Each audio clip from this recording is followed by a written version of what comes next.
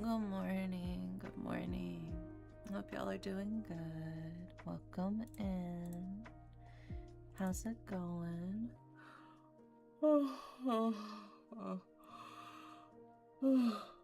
my gosh, I'm so sleepy.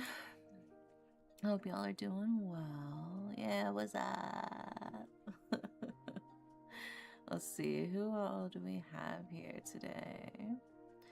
First was taken by Key. Thank you so much, Key Energy, for taking my first today. Makes me very, very happy that you could be my first. Daily Pillows, we've got Jacob on YouTube. Hi, Jacob. We've got Key Energy, Jeremy, White Blaze. Oh my gosh, I haven't seen you in forever. How have you been, White Blaze? I hope you've been good. We've got Chaos the Clown, Veer, God of War, Sekwar, and Swift. Thank you, all of you, for grabbing your daily pillows. Hoping to be nice and comfy, cozy with your daily pillows. What's poppin'? My neck, dude. Oh my god. I must have slept on it wrong or something. It fucking hurts. Oh, so this is what old age feels like. I took some painkillers. Hopefully they'll kick in soon. I don't know how. I slept on it wrong though, but c'est la vie, dude.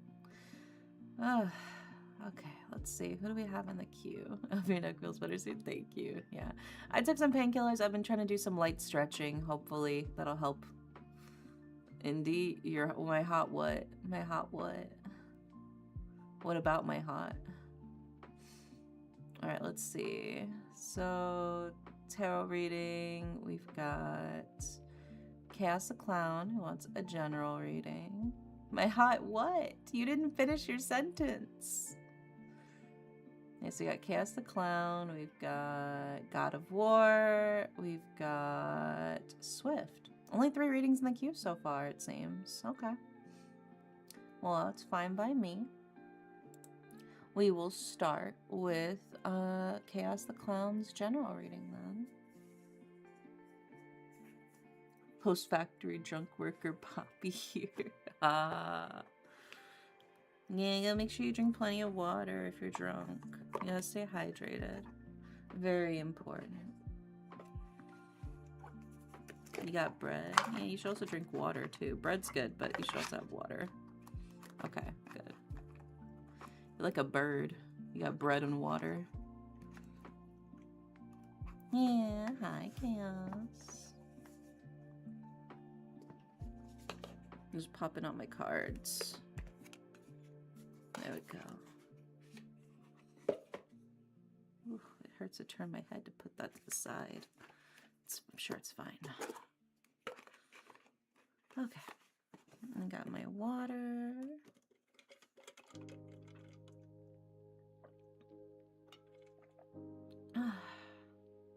Nice and refreshing. We appreciate you for hanging out with us. Yeah, I appreciate y'all for hanging out with me too. I'm sorry I didn't stream on Monday and Tuesday. I would have streamed the art I was working on, except it's birthday art for Harper. And Harper doesn't watch my streams, but they do see my posts. So they would have seen the preview of the art if I posted about it. So I finished that off screen. Oh, but I can show you guys the birthday art. Here, I'll show it to you now. Where is it? Where is it? Here it is. Yeah, this is the art that I finished. Let me zoom out a little more so you can see the full picture. I drew all of those frogs.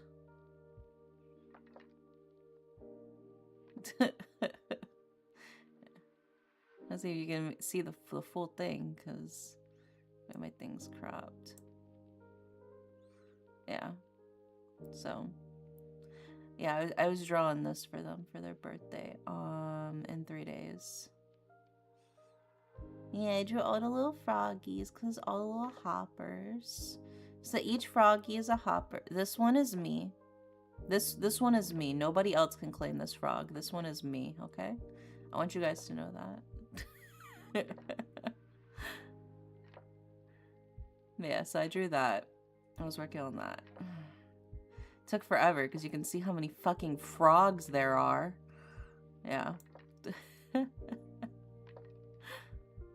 But I do think it turned out cute. Happy birthday. Harper's birthday's not here yet. It's not here yet. I was working on the art piece. But that's why I didn't stream, because I was working on that and I didn't want to alert them to the fact I was working on that. So keep a secret from Harper. Shh. Gotta keep a secret.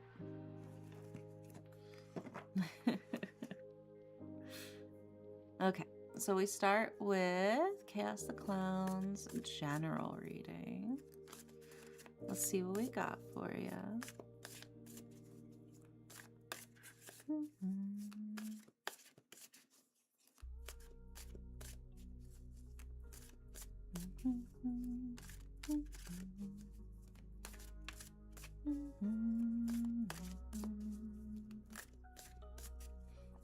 By the way, there are plenty of slots if you guys want to snag one. I think we only have like 3 people in the queue so far, so.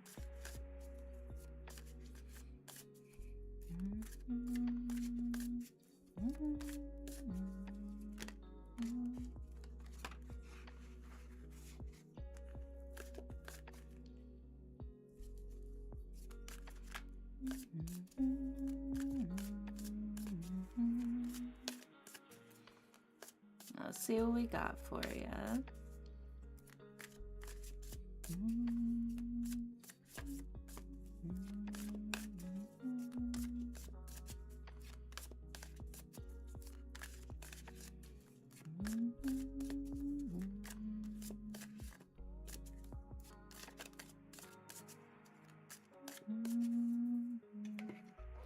Welcome back.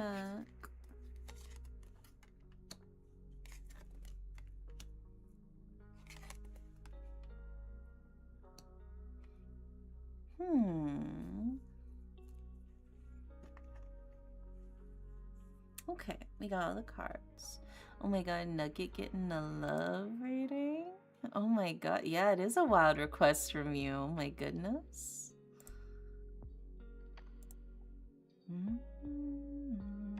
It's not very often.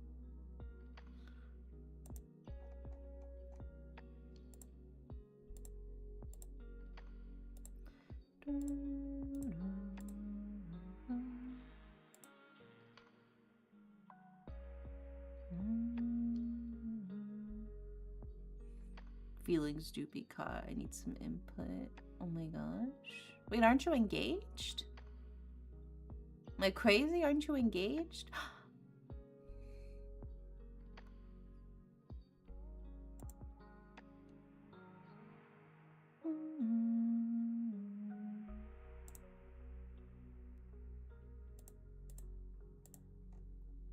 Oh no. Oh, I'm sorry, Nugget. I'm sorry. That's rough. I'm sorry, man. No, you never told me. No, you literally never told me, bud. I would have remembered if you did. I don't remember a lot, but I would have remembered that.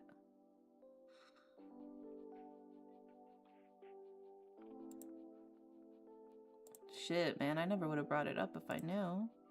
I wouldn't have said nothing. I'm dumb, but I'm not that dumb. Oh my god, speaking of dumb shit I did. So I don't know if you guys know, there's like this art trend that's been going around where like artists will like hold up their glasses in front of the character art that they're drawing. And so it looks like the character is wearing the glasses, because then you can use that as like your reference angle to draw the glasses properly, right? And so I'm drawing a character. And I'm like, oh, yeah. This character wears glasses frames that are roughly the same shape as like my actual IRL glasses frames. And the angle's like a little bit different. So, you know, it'll be nice to just compare to make sure I'm getting the angle right. So I take off my glasses and I hold it up to my drawing tablet so I can try to trace the glasses shape on the character. Only to realize that I need my glasses to see. My screen is blurry. And so I'm trying to trace the art, but then I'm like trying to squint. As I'm like trying to squint so I can like high res fucking zoom enhance my vision. And then I like try closing my eyes, but if you close your eyes, you get like the slightly off images, you know? You know, like how whenever you like when you're only looking in like your right eye, everything's shifted to one side, and you looked in your left eye, everything's shifted slightly over. So I was trying to do that. I was like, wait, no, this is fucking up my ability to trace now, because all of the art is now getting shifted. The perspective is getting shifted, so now I can't trace it properly. Oh, it was a nightmare, dude. It was so dumb. It was one of the dumbest things I've done in a long time. You're on PC. Welcome back. I noticed I was wearing my glasses. I don't wear glasses. Oh, I wear glasses. I wear glasses. I actually have a toggle, so my character can wear glasses. I usually put this one on when I'm working on stuff, but yeah.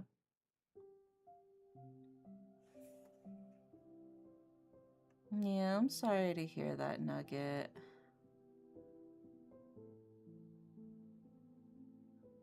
That's tough. Also, hi, Marissa. Welcome in. Yeah, I mean, at least you found out now. And, you know, you saved yourself a lot of trouble from things like divorce papers and stuff like that. That would have been a nightmare. At least there was no paperwork involved. I would say that is the highlight at the very least. Like, yeah, it sucks, but at least there was no paperwork. Okay, we got all the cards. We got all the cards for you, Chaos. So in order of left to right, I'm finally able to get in the queue and get a reading from you. Yeah, I'm glad you were. Very exciting. So yeah, Chaos the Clown. In order of left to right, we have, for your general reading, we have the King of Coins, we have the Knight of Swords, and we have the Two of Swords reversed. So we start with the King of Coins. The King of Coins is a card of security and stability. It's very much like somebody who has a lot of experience, and that experience is what gives you wisdom and knowledge, right? So it's very much like a card of securing down your roots, building your base for yourself so you can have the strength to push yourself forward. It's setting up that network of everything that you need to keep yourself stable, right? It really is like a card of finding what you need through not only yourself but also like your surroundings, your community, right? We also follow that up with the Knight of Swords. The Knight of Swords is a card of swiftness, taking action, doing what needs to be done, being like optimistic and brave, I would say, is like a big thing. Optimistic, brave, taking that leap of faith, jumping forward, having, you know, quick reaction time. You're quick on your feet, you're ready to move. It feels like that's what you need to be right now, because we have the reverse Two of Swords, and the reverse Two of Swords is very much like a wishy-washy card. It doesn't know what it wants to be. It's unsure of where to go a little bit. It's like, it could go this way or it could go that way. And it's like, you gotta lock in. You gotta pick something. The sooner you pick something, the sooner it is you can take action. And right now, what you need to do is take action, right? So it's like, keep your eyes open for the actual opening to take, you know? So, oh my God, dude, my neck. Oof.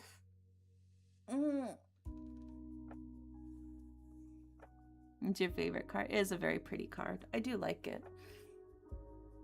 But yeah, the reverse Two of Swords sort of tells us, like, sometimes you do have to just actually perceive the situation that you're in, because you have to make decisions.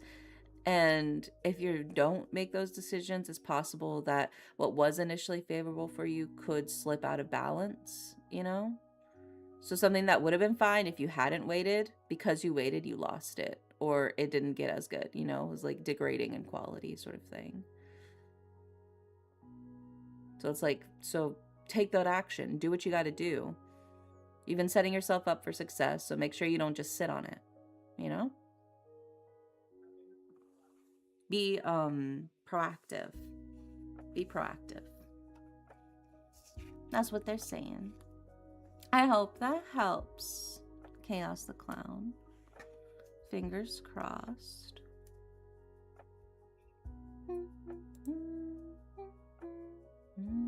Yeah. Next up is God of War, who said monthly adventure. Let's see what we got for you, God of War.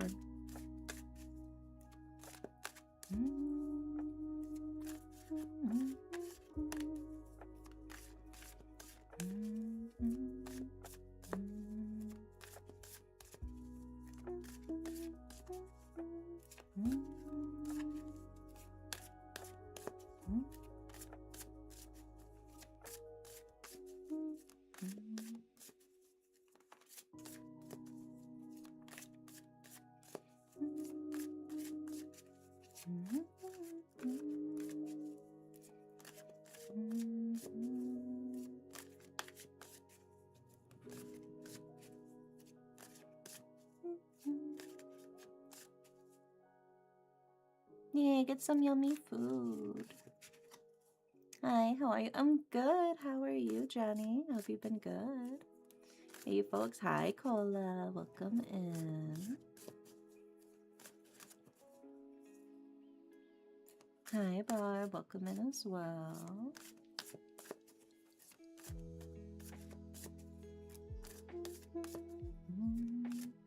Oh, it hasn't been a good week for you? I'm sorry, Jenny. That's so rough.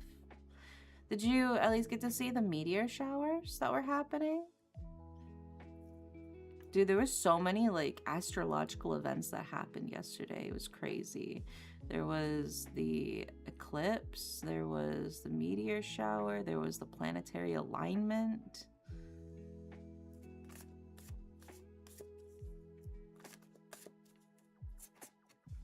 Yeah. Yeah, there was like the Perseid meteor shower.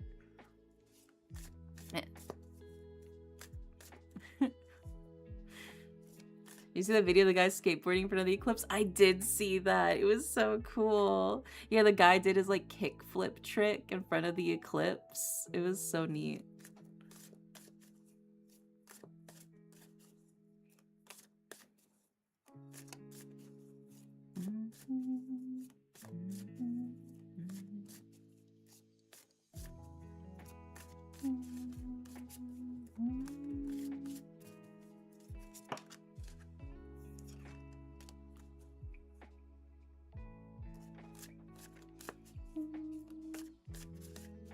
I got you, Jenny. I got you. Yeah, I'll have to see if I can find the video of the skateboarder guy in front of the eclipse again. But I did see it, yeah. And then I'll show it to y'all.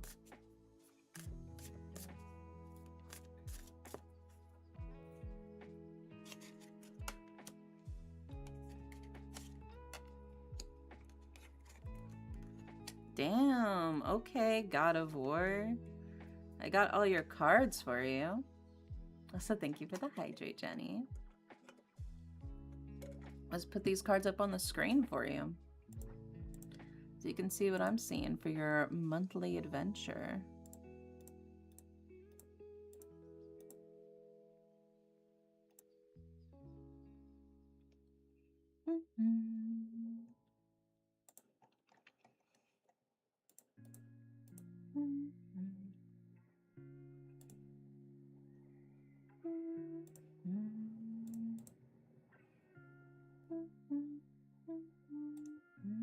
There we go.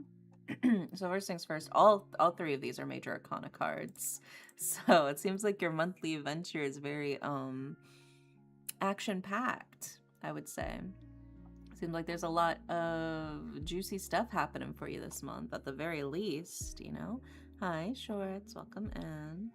So in order of left to right, we have the Empress, we have the Moon, and we have the Devil, right?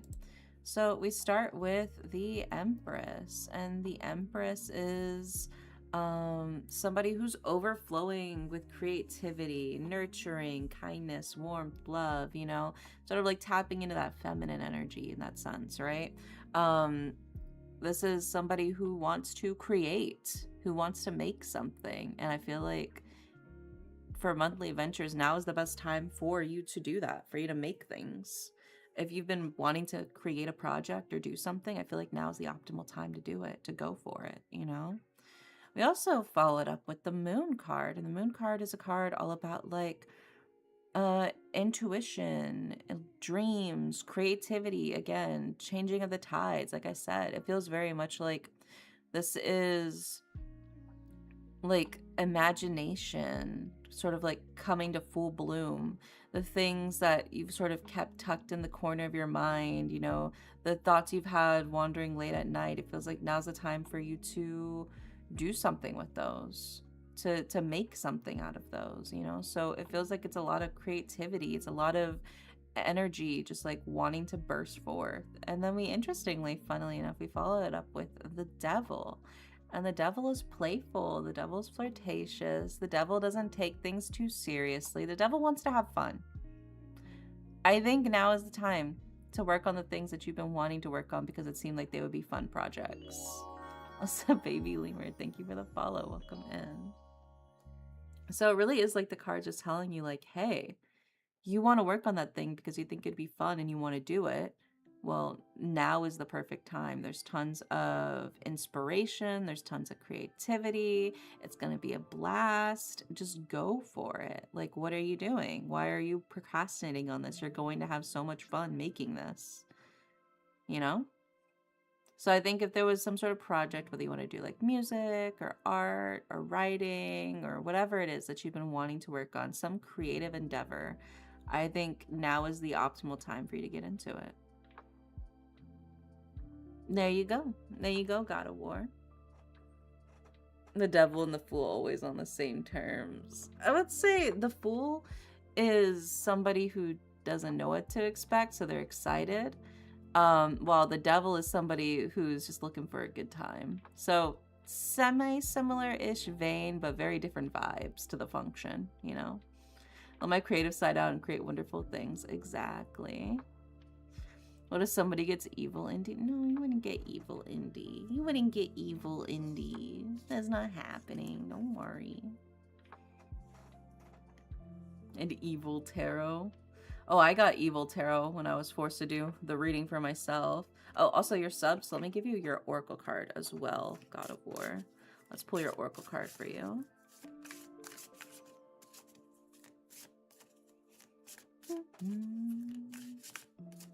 And your oracle card is...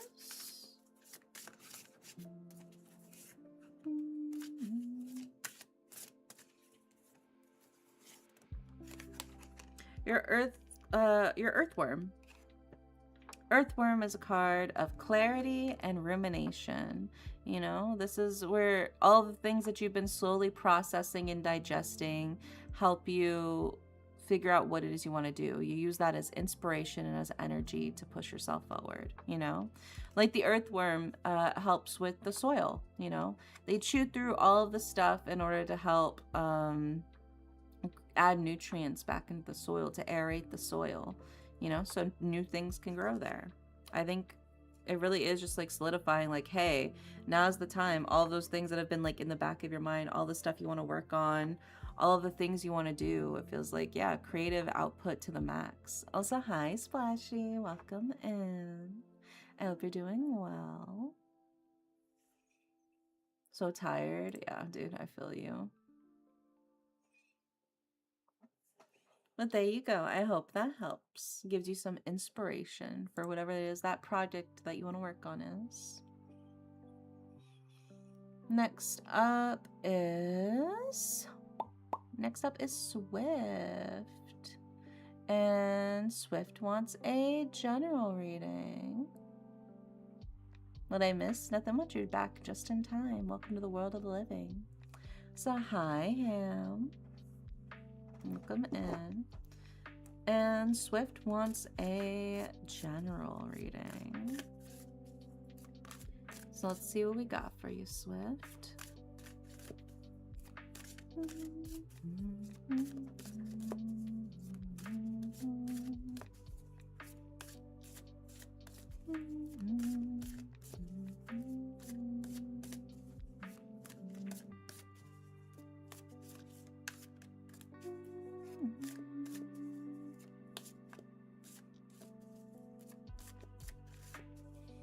Oh, you got the Lore Olympus. I haven't read much of that. I read a little bit of Lore Olympus. I want to learn to read tarot. You just gotta do what I do. Just do a bunch of readings for a bunch of people over and over again as you memorize the cards. That's literally how I learned. The more readings you do, the more you remember what each card means.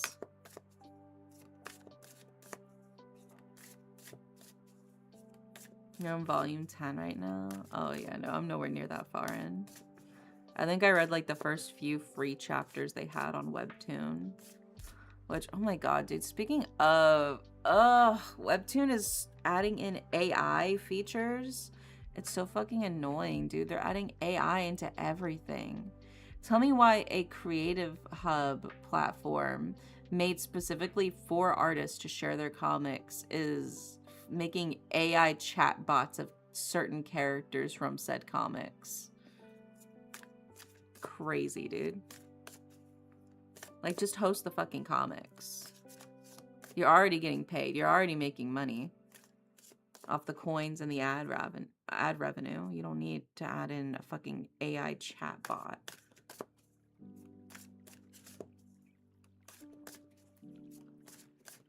Bit of a question. What channel do you want to see the Oracle deck? You can post it in pics. Yeah, you can post it in the pics channel. because shareholders are running out of places. God. It's so dumb. How are you going to post AI fucking bullshit on the artist platform?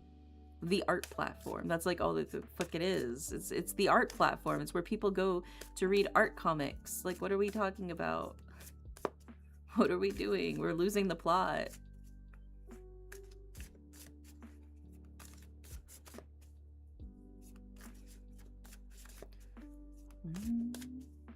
I'm here. Hi, Jenny. We're currently doing a reading for Swift. After Swift is Nugget. After Nugget is Marissa. And then after Marissa is you, Jenny. And then after Jenny is Lazy. And then after Lazy is Red. And we need to give up our shower water because the data centers need more of them. Yeah. No, poor little data centers. We're going to protect them. It's hard for them out there.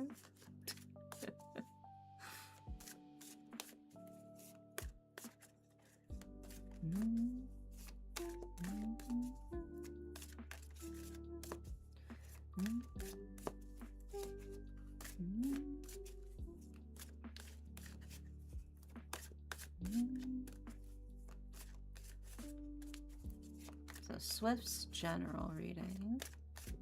I promise I haven't fallen asleep. Yeah, good. Because we're pulling your cards right now.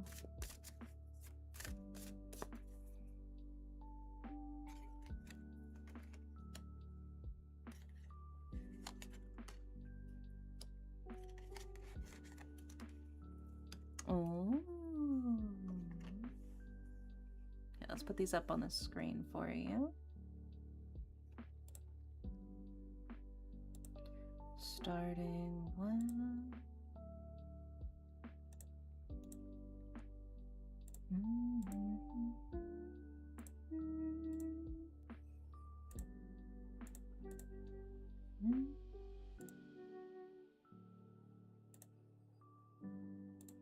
And then your final card. You're trying to Shimodere stack on me right now. I'm gonna say y'all haven't beaten your record yet, which was like 74, I think.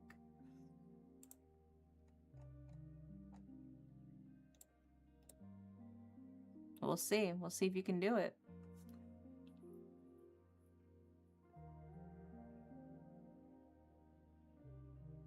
There we go. We got all the cards.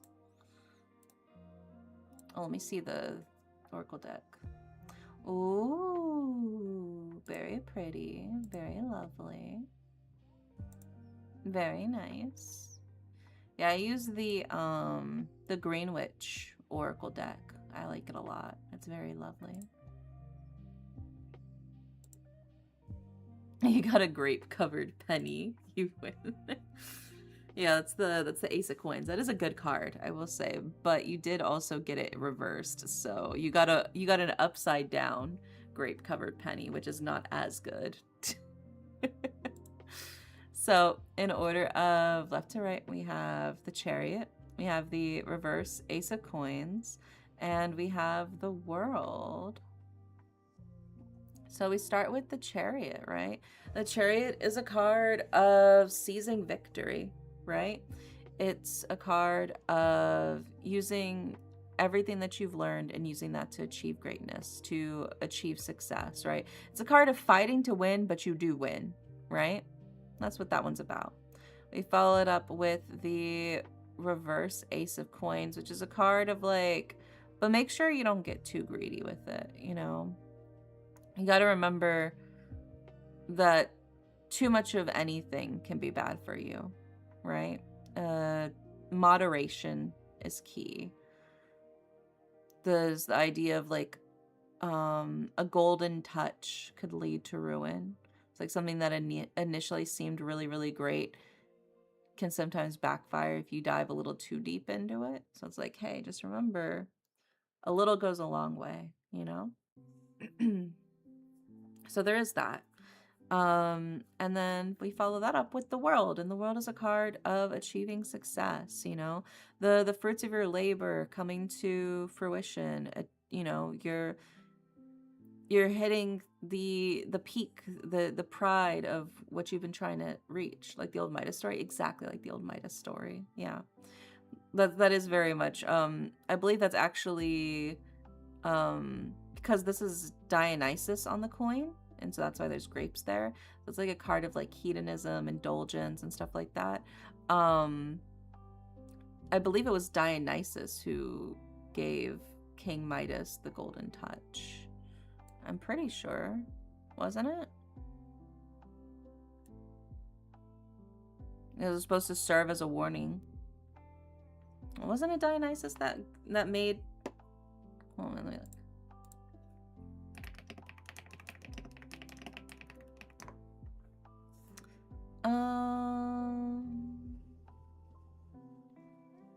Let me see.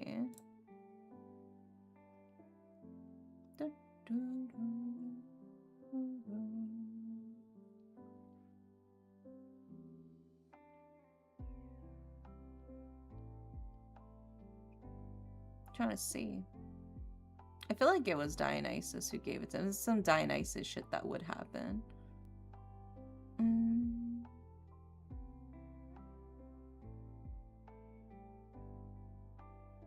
Yeah, Dionysus offered Midas his choice of whatever reward he wished for. Midas asked that whatever he might touch should be changed to gold. Yeah, that was Dionysus. There we go. Oh, your history mythology nerd. I was just double checking my work, you know. I was verifying my facts before I put out misinformation into the world. But yeah, so it's very much like a card of like things are going well for you. You're on the right path. You are achieving victory. You are achieving success. But remember everything in moderation, you know? I think it's very easy to get lost in the sauce with a lot of stuff. And it feels like the cards are like, but hey, remember to take it slow. Remember to take it easy. Enjoy what you do have, you know? Don't go chasing after everything else that you want. Like, also enjoy what you've already achieved, what you already hit. Because you are doing well. You are doing a lot of really good things right now. So I think it'd be a shame for you to lose sight of what you already have because you're desperate for more, you know? That's kind of what the cards are saying, Swift. So there you go. I hope that helps. Nerdere. I can't help it.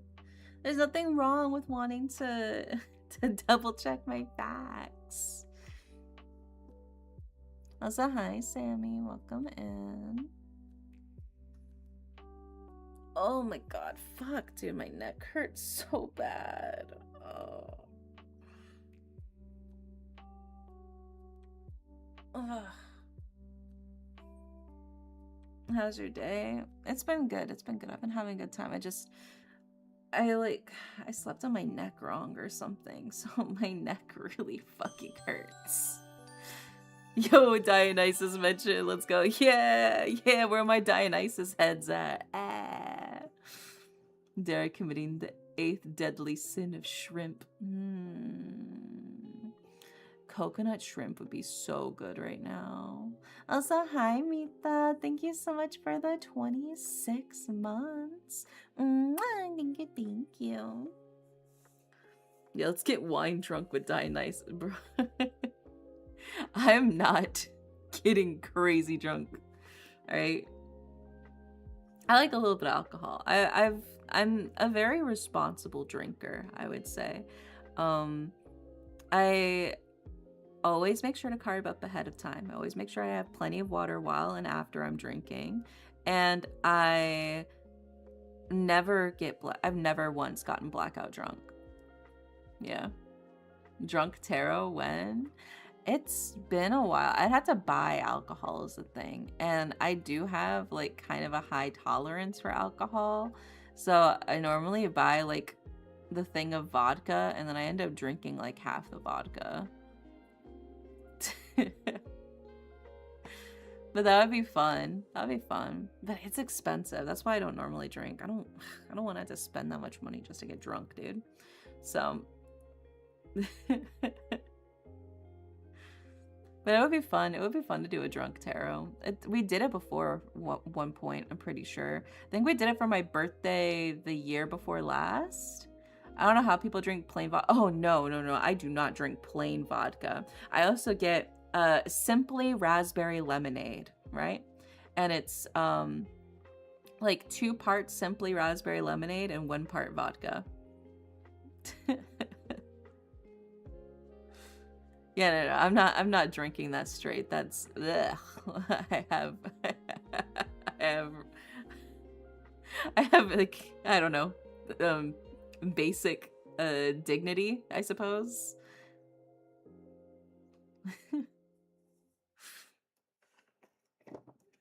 All right, let's see who's next. Next up is Nugget, and Nugget wants a love reading.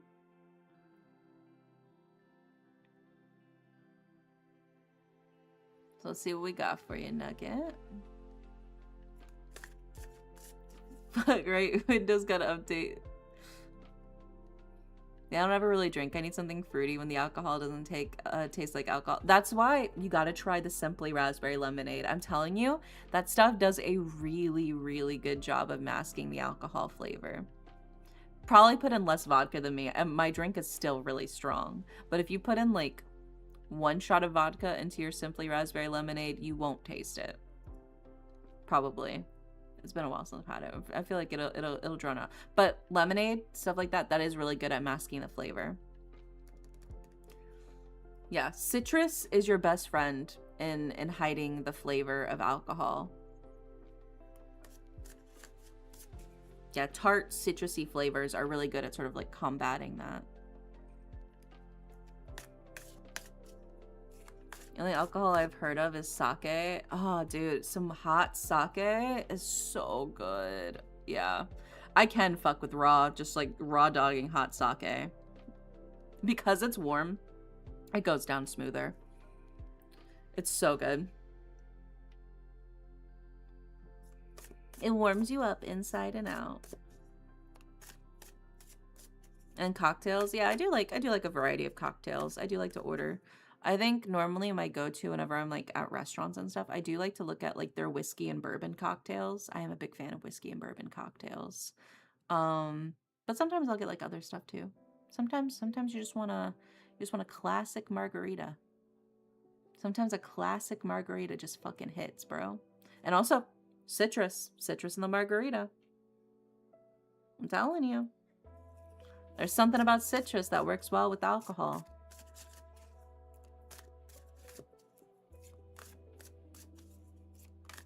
Yeah, always drink responsibly. Always drink responsibly. Like I said, I always carb up beforehand. I always drink plenty of water during and after I finish drinking. And I never drink enough to black out. Just saying, just saying. Drink responsibly, drink responsibly. Then that's when you have the most fun.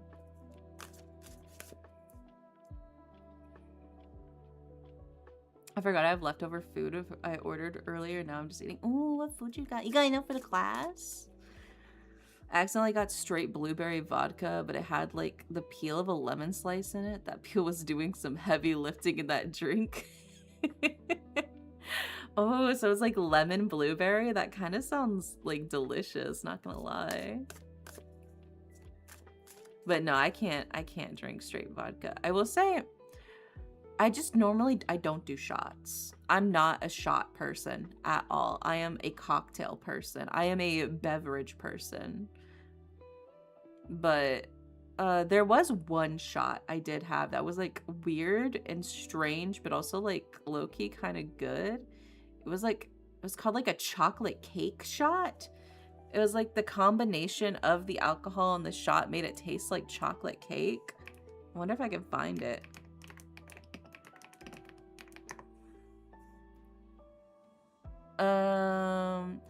A chocolate cake shot is made with hazelnut liqueur and vodka that magically tastes like chocolate cake when shot down with the sugared wedge of lemon.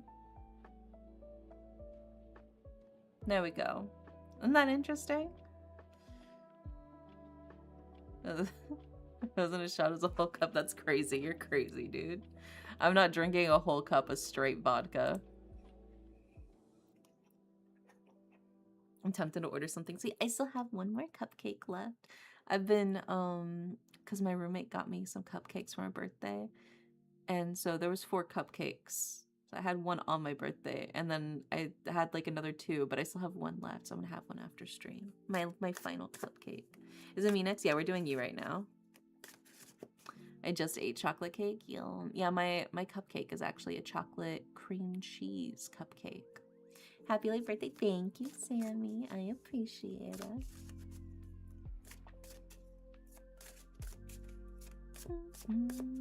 But yeah, that chocolate cake shot was so wild. I had it like back in college. Somebody bought it for me.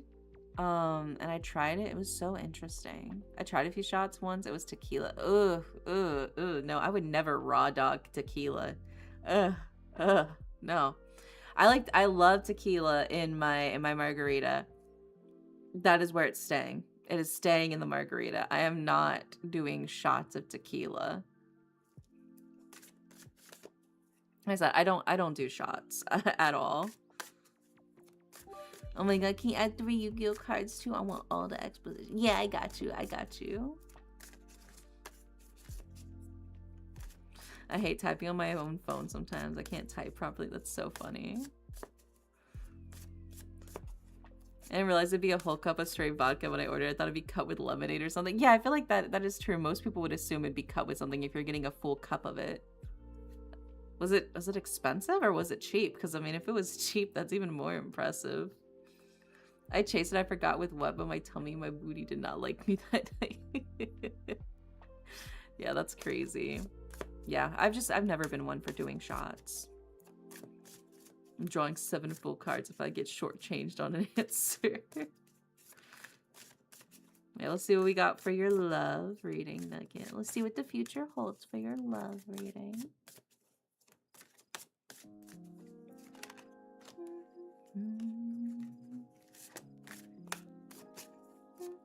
It was $11. Yeah, I feel like I wouldn't know what to expect. I wouldn't know if that would be. Some places it could be like super expensive. Some places it could be like a decent price. I guess it just depends on what the rest of the menu look like at the restaurant for the pricing. That's crazy though.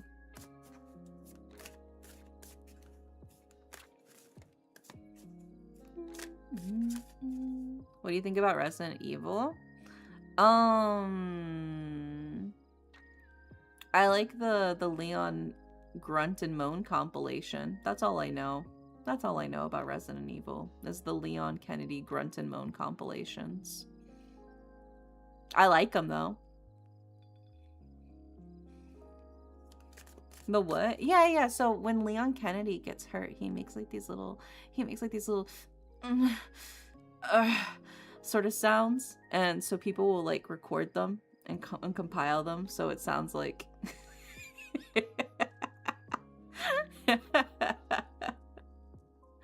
yeah.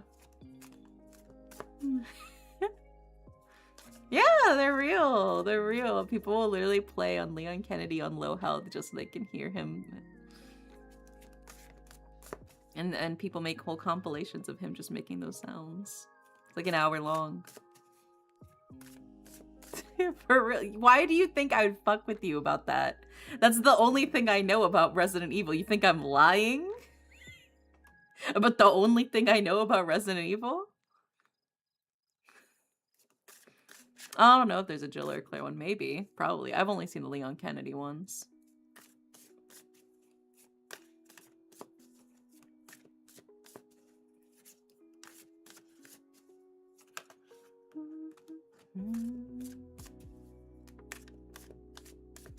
To be fair, I was in an Irish pub. Ah, yeah. Okay, then now it makes more sense why they just handed you a straight cup of vodka.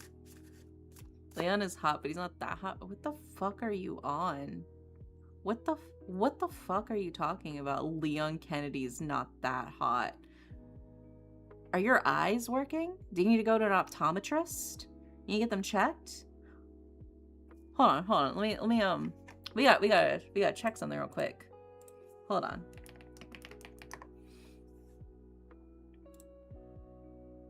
We're gonna do a quick little test, you know, just to make sure everything's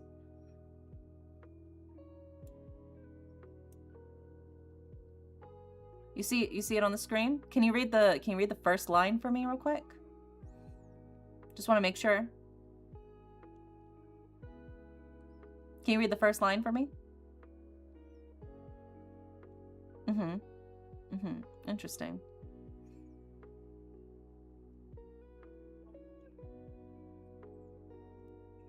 Interesting. Leon Kennedy's not that hot. In my chat, in my channel, you know, disrespect a DILF like that right in front of my eyes. I won't stand for it. I won't stand for it.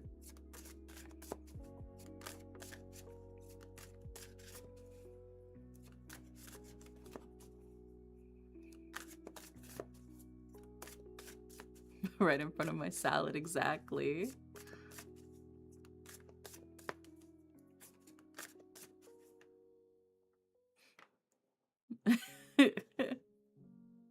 As long as you understand the appeal of Leon, I'll let it slide. If you have other preferences of other characters you like more, I understand that. But you can't just say he's not all that. You can't.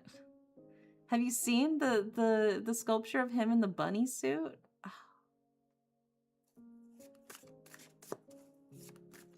Yeah. So you understand. So it's fine. It's fine if you have other characters you like more. You have other characters you like. That's fine. But you understand why he's sexy, and I'll allow that.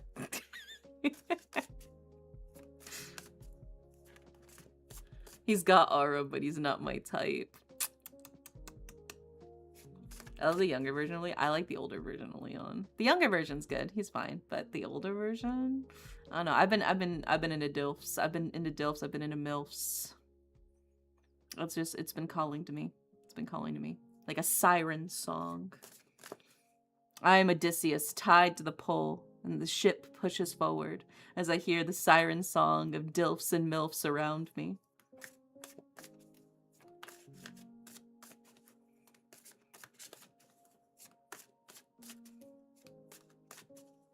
I haven't seen the movie.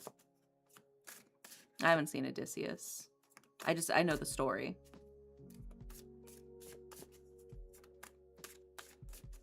I was talking about the story with somebody. I was talking about the story with somebody, and they're like, "Stop, you're spoiling the movie." And I'm like, spoiling the movie? Spoiling the movie? The story's been out for like 1,000 years. What do you mean I'm spoiling the movie for you? How do you not know what happens in Odysseus? The Odyssey. How do you not know what happens in the Odyssey?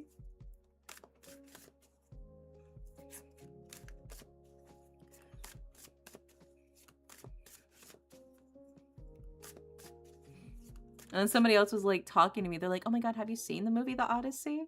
Because I want to tell you about one of the scenes." I'm like, it's not spoilers for me. I'm well aware. I'm like, because they were trying to explain to me like the meme of like the Odysseus tied to the pole of the ship. And I'm like, yeah, no, I'm well aware. I'm well aware of what happens in the Odyssey. I know what happens in the Odyssey. You can just tell me the meme. I'm sure I'll pick it up. Like, it's so fascinating.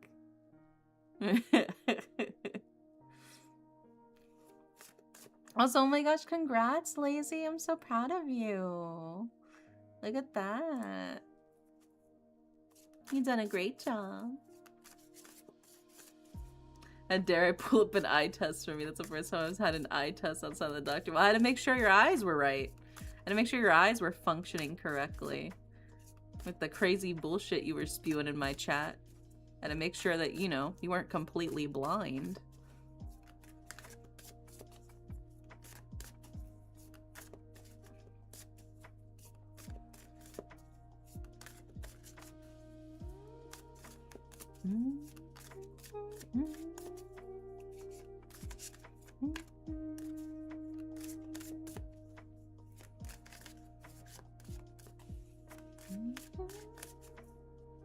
Let's see what we got for all your cards. You got the full spread this time.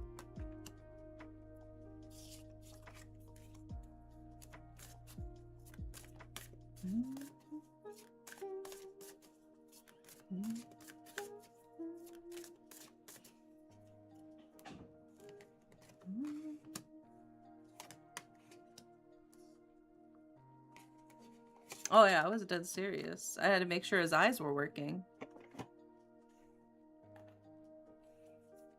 He never even answered. I asked what the first letter on the first line was. He didn't even say. That's even more proof that I was correct to pull up the eye chart. Oh, now you say. You probably looked it up. Probably looked it up, cheater. Probably Googled it. What's the first letter on the eye chart?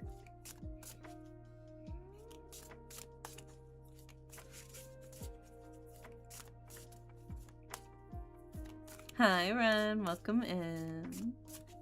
Oh my god, you got cookies from McDonald's? Yum. Ah. Dropped a few of my cards. I don't even wear glasses. Joke's on you. You need glasses then. You need them. You need to get them checked. You don't wear them, you should be. It was $12 for 13 cookies. Oh my gosh. You got a baker's dozen? Let's go. Good night, Barb. Sweet dreams.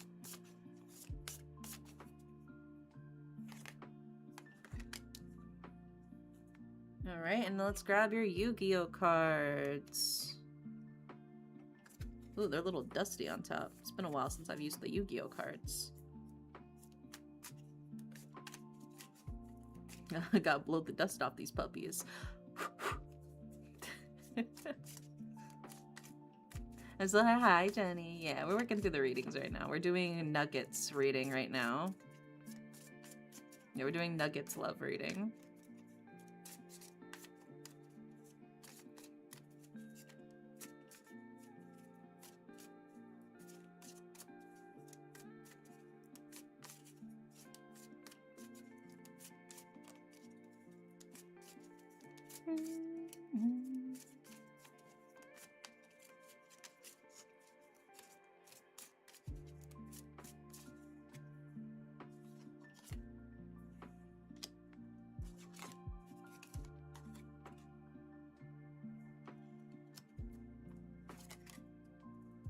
Okay. We got all of the cards for you, Nugget. For your love reading, your 3 tarot cards, your oracle card, and your 3 Yu-Gi-Oh cards. So, let's put up the tarot cards on the screen for you. Starting with...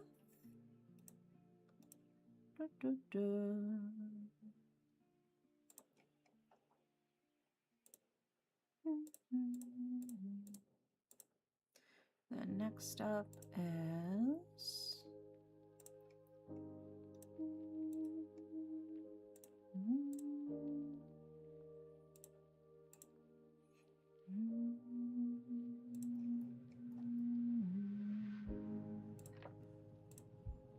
There we go.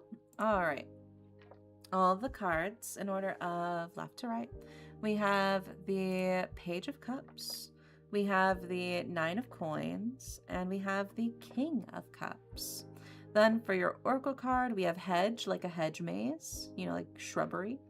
And then for your Yu-Gi-Oh cards, we have Blue Eyes White Dragon, Appropriate, or Appropriate, I guess, depending on the context. I feel like it's Appropriate.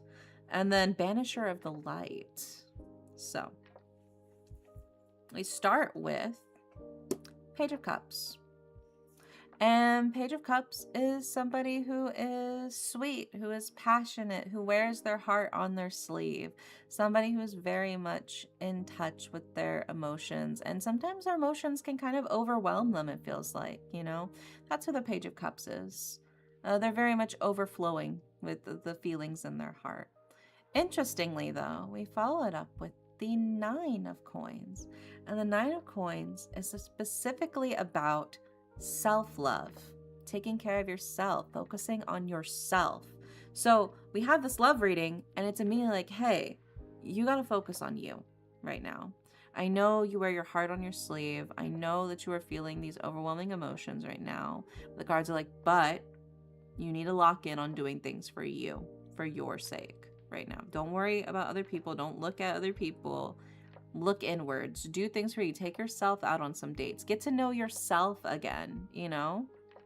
I think it's very important to really like recenter yourself, especially after a breakup, especially after, you know, betrayal, to, you know, realize that you can't take anything out on yourself. You can't blame yourself. You can't worry about that. You have to like relearn to love yourself, to heal from the betrayal, because ultimately it's going to affect you mentally, having a betrayal like that. It's like, hey, so take some time to heal, to focus on just you, building yourself up, strengthening yourself, right?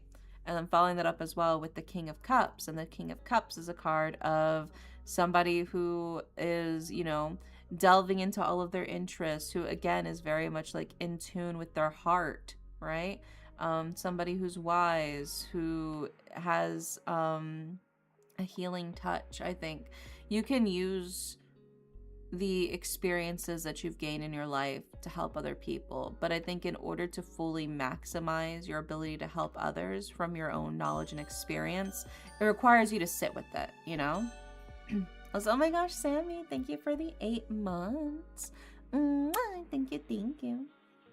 So it is very much like a thing of like, take your time to process everything and to heal everything before I think you move forward, you know?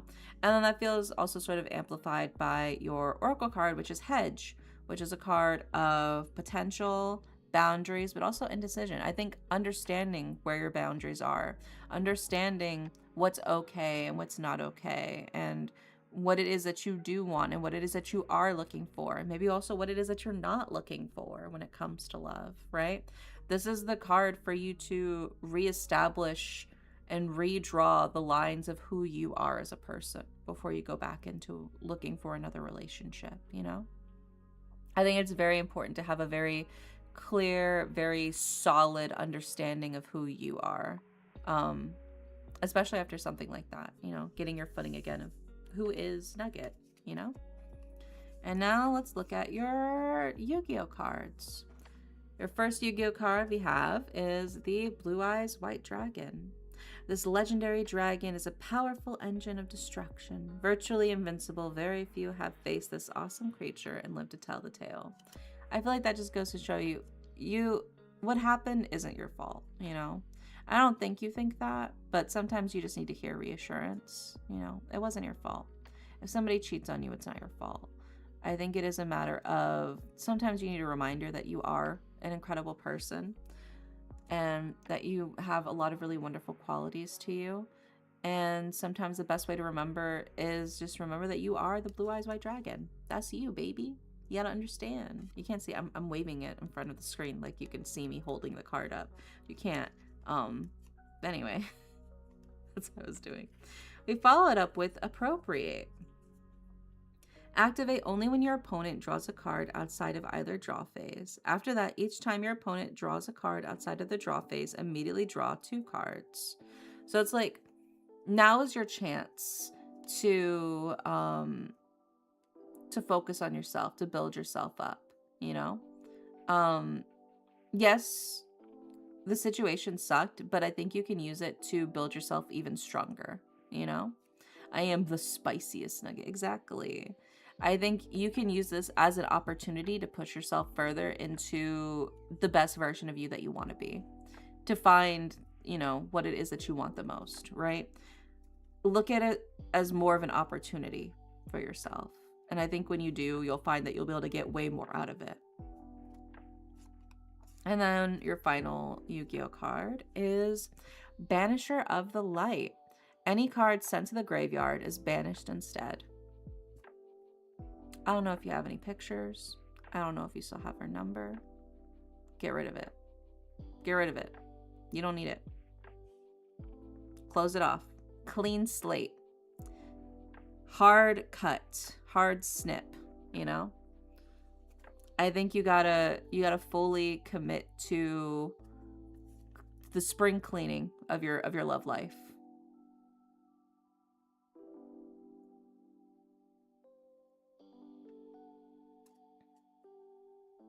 You know, don't leave any messy ties.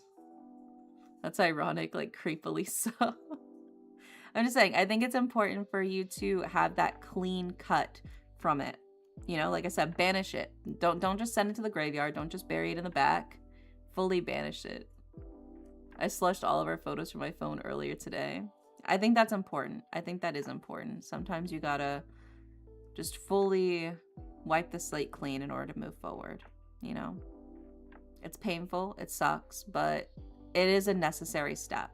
So the cards are telling you, focus on you. Focus on you, right? Rebuild yourself, rebuild your own strengths, redraw your dividing lines, your boundaries, who it is you are, who it is you want to be, who it is you don't want to be, what it is you're looking for in relationships. I think when you have a clear-cut understanding of that, then you can maybe start looking into, you know, whatever's going on with you and your crush. But for now, the cards are telling you in your love life, the thing you need to focus on the most right now is building yourself back up. You know?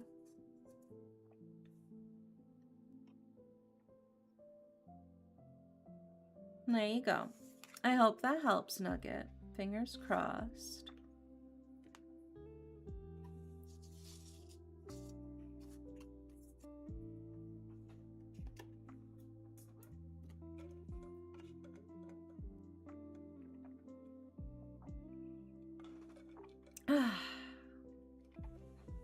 Gotta drink my water. Gotta stay nice and hydrated. Yeah, there you go.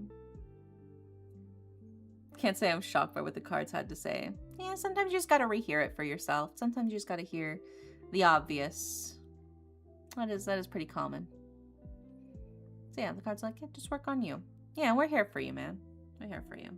Getting cheated on absolutely does suck, but you can move on from it and you can become stronger. Next up is Marissa. And Marissa said, what will my overall experience be like at my new job? And does it look like I'll stay there for a while? I start my new job on Friday. Oh my gosh, congrats on your new job, Marissa. So exciting. So hi, Darren. Welcome in. Present, yeah, hi. Let's see what we got cooking for you. Yeah, I think I do need some me time. Been trying to give myself that now that I'm not working 6 14-hour days a week. Yeah. Me time is so crucial. Like, I've been telling my little sister she needs to, like, me and my mom have been telling my little sister she needs to, like, just not date for a little bit. Because she's been, like, in relationship after relationship after relationship for years. And she hasn't really spent any time outside of a relationship. So my mom tried to compromise and be like, okay, you're not allowed to date anybody until January next year. And she's in a situationship right now. She's like, well, we're not dating. It's like, no, you're dating. You're just not calling it dating. Like, let's be so for real. You're completely misunderstanding the point. You need to have time. I love my little sister, but you need to have time in your life where you're just simply not dating anybody. I think that is so crucial. Okay? You cannot keep hopping from person to person. It's not healthy. It's not. You need to understand who you are as a person.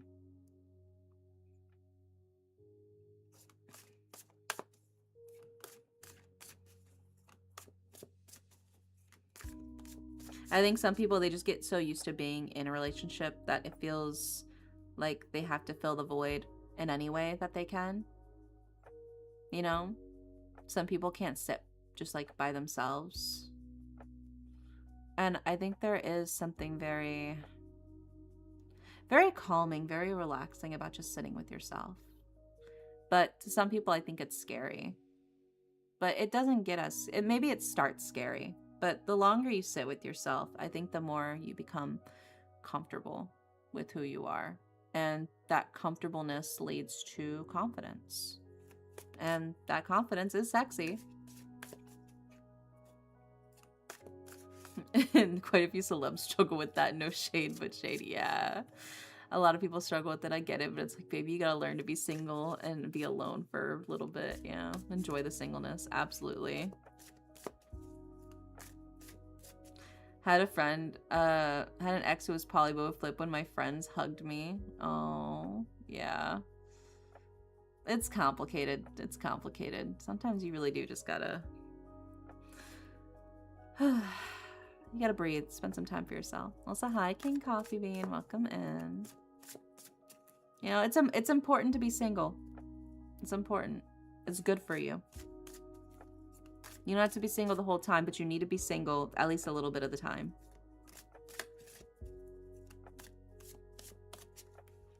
You gotta date yourself.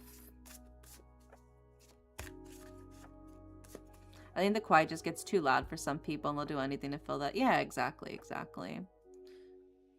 But the longer you deal with it, the easier it is, I think, over time. So at first it might seem unbearable, but it gets easier to deal with like the quietness. And then sometimes it becomes something that you crave, that you like, you know?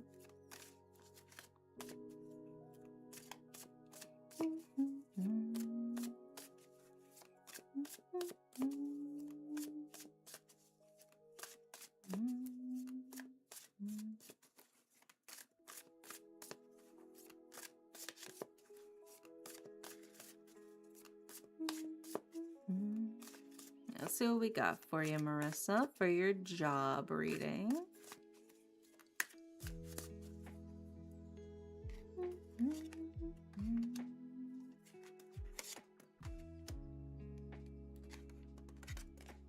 Okay, okay.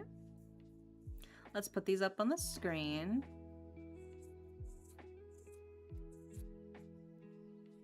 Yeah, some people, they use poly as an excuse to have an open relationship, but only open for them. And they don't want the other person to be open. Yeah. Fitting conversation to walk in on, just going through a breakup. Oh, man, dude. Summer is rough. Summer is rough. Summer and winter. I don't know why. Those are like the seasons for breakups. It's crazy. But yeah, no, it is super important to just spend some time for yourself. Let's put these up on the screen for you, Marissa, starting with...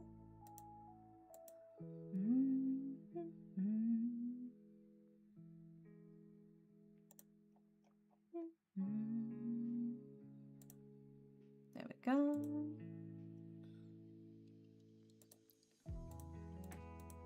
And then your next card is...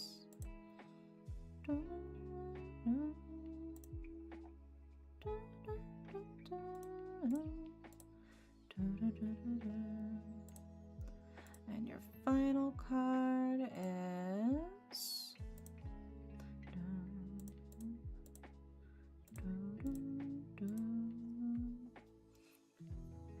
I didn't know what poly was. Yeah, no, there's definitely people who can be in poly relationships who have a great time. But that is something that takes a lot of communication. Like, it takes a lot of communication.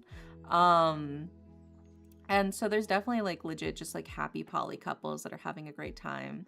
But I found a lot of the time when people casually mention poly in a relationship and it wasn't brought up from the very beginning, it's usually just because they want to date other people as well. And they don't actually care about like the other partner. Your model's super pretty. Oh, thank you. I drew my model myself. Yeah, I drew it myself. The cards are also made by an incredible artist. If you do, I believe if you do ! tarot, it will give you the link to the cards in case you like, because this is the actual deck I'm using. The art you see on the screen is like my real IRL deck that I'm using. So if you like the card art, you can support the original artist for the tarot cards and buy the deck yourself if you're interested. I just like to promote them because I do use their cards like all the time on my streams. So it's the Botanica tarot deck.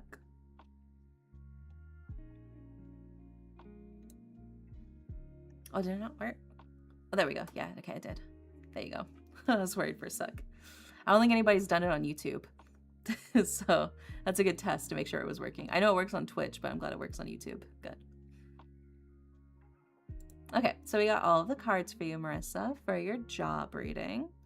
In order of left to right, we have the Queen of Wands, we have the Knight of Cups, and we have the Six of Wands.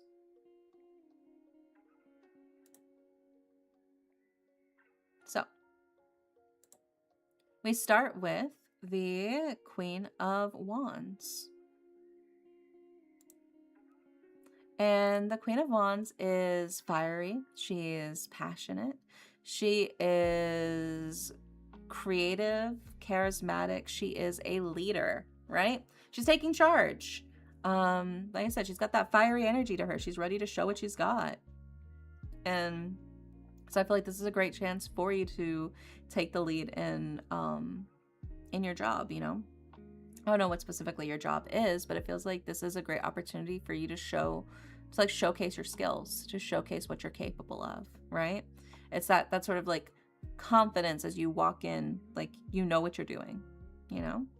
We also followed up with the Knight of Cups. And the Knight of Cups is somebody who is very goal-oriented, very imaginative, very artistic, somebody who knows how to lock in on their vision, you know? I think you have a very clear-cut idea of what you want to do, what it is you want to make, how it is you want to present yourself. And I feel like when you lock in on what it is you want, it makes it a lot easier for you to do what needs to get done. Ooh, yeah, nice. Yum. Yeah, dude, I love McDonald's. They need to lower some of their prices though. They're getting a little high up there for fast food. Like, I should not need to be spending $30 for just like meal delivery fast food, you know? You know what I'm saying? But I digress. We move on from that.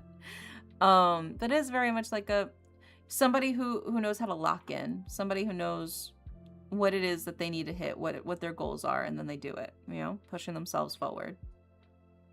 When you know how to stay focused, I think it helps you stay on track with everything and you get more stuff done. And I think that carries over. But I think the most important card for you is actually the Six of Wands. And the Six of Wands is a card of, you know, connecting with friends, taking breaks. Don't let your work consume you, you know, especially whenever you first get started. I think you want to do a good job. You want to like show like your best side of yourself. You want to do everything you can. And like for sure, do your job. But also like it's just a job. It's just a job. Like, make sure that you're connecting with the other people, with your coworkers. You know, you're going to be spending a lot of time with them. You might as well make some friends. You know, keep things lighthearted. Know when to take your breaks. Don't be the weird kiss ass that insists on skipping their breaks. Your breaks are government mandated. Take your fucking breaks, okay? Take your 15s. Take your lunch. Clock out on time if you're able to. Sometimes you're not able to, which fucking sucks. I hate that. I hate when you're not able to clock out in time. But like, life isn't all about working. Yeah, make sure you're definitely, you know, making friends with your coworkers, keeping things chill, keeping things light, and also taking all of your government mandated breaks. Do not skip your breaks. I think you'll be fine. I think you'll do a good job. Yeah, you got your job so you're able to spend more time with your friends and do more things that you'd like. I think that's very important. Gotta have that work-life balance no matter what job it is. But there you go. That feels like this is the chance for you to know what your goals are, lock in, have a good time, and then it's like, hey, and just remember why you're doing this. You're doing this so you can have fun, so you can spend time with your friends. Yeah, I will not skip my breaks. Luckily, they're flexible with the shifts, so I'm doing maybe 2 or 3 days, which would be best for mental health. Yeah, I think it sounds good then. Hell yeah. I hope that gives you some extra encouragement, Marissa, for your job reading. Next up is Jenny. You're still here, right, Jenny? Are you here?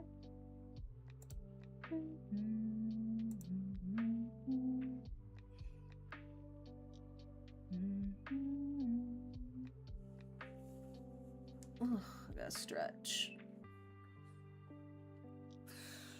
Ooh, my neck. Is Jenny here? Did Jenny disappear on me? It did a bit, yes. I'm nervous for the first day, of course, so I feel a bit better after the reading. Yeah, I think you'll be fine. I think you'll be perfectly fine. Don't worry, don't worry.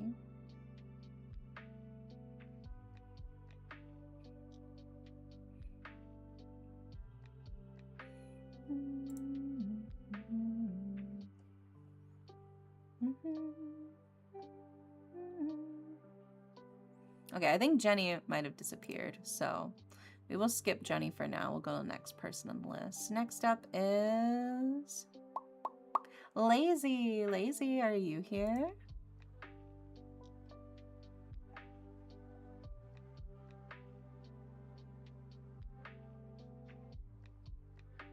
Yeah, Jenny's disappearing on me. I saw her earlier, but I don't know where she went.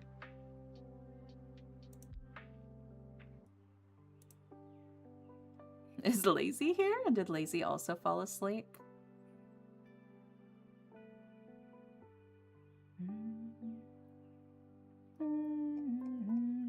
Oh, there's Lazy. Hi, Lazy. And Lazy wants a love reading. Ripley. No, we're not saying Rip Lazy. Lazy's here. We're not skipping Lazy. Let's get Lazy's love reading then. Let's see what's cooking for you. Yeah, no, Rip Lazy.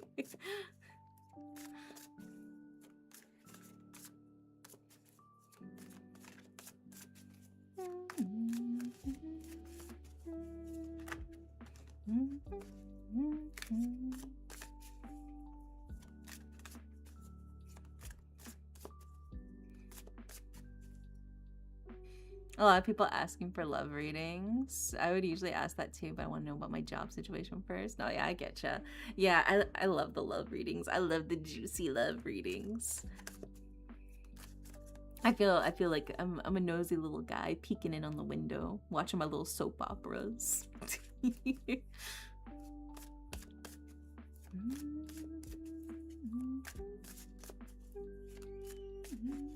Yeah, it's like I'm getting the tea. I'm getting informed on what all the juicy stuff is that's happening.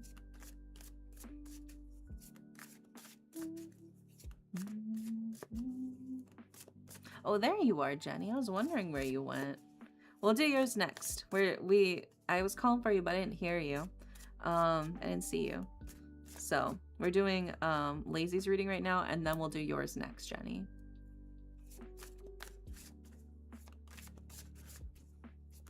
So you gotta stay with me. Don't disappear on me, Jenny.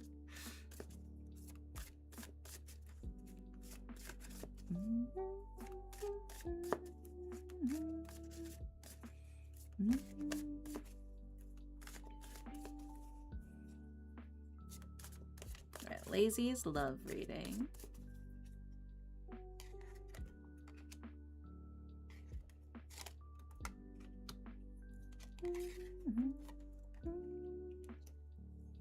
Oh, okay. I know when Fergus is gonna call me today. Oh my gosh. You trying to lock it in with Fergus? Is that what it is? I just got my first tarot deck. Seeing how other people interpret the cards is very insightful. Oh, that's so exciting. Yeah, I mean, it is just sort of something that you pick up through intuition, you know? So it's just like the more you do it, the more you like trust your gut, your instincts on stuff. I think makes it easier to do readings for other people. That's the beauty of it. Everybody has their own way of reading the cards, their own way of interpreting different things, just based off of, I think, their own experiences, their own things that they've dealt with, sort of shines through. Let's see. First card we've got is... Boop. Then the next one is...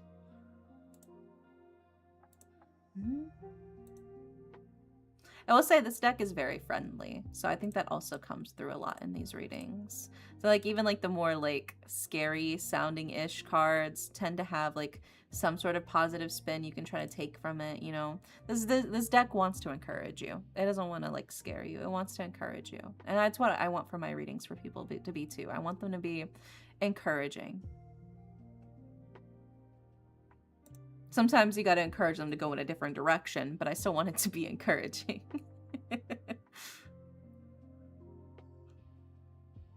And then your final card is, boop, there we go. All right, Lazy, we got all the cards for your love reading. In order of left to right, we have the Four of Wands, we have the reverse Five of Coins, and we have the Ace of Wands. So we start with the Four of Wands. The Four of Wands is a card of getting all of your ducks in a row, in a sense, you know.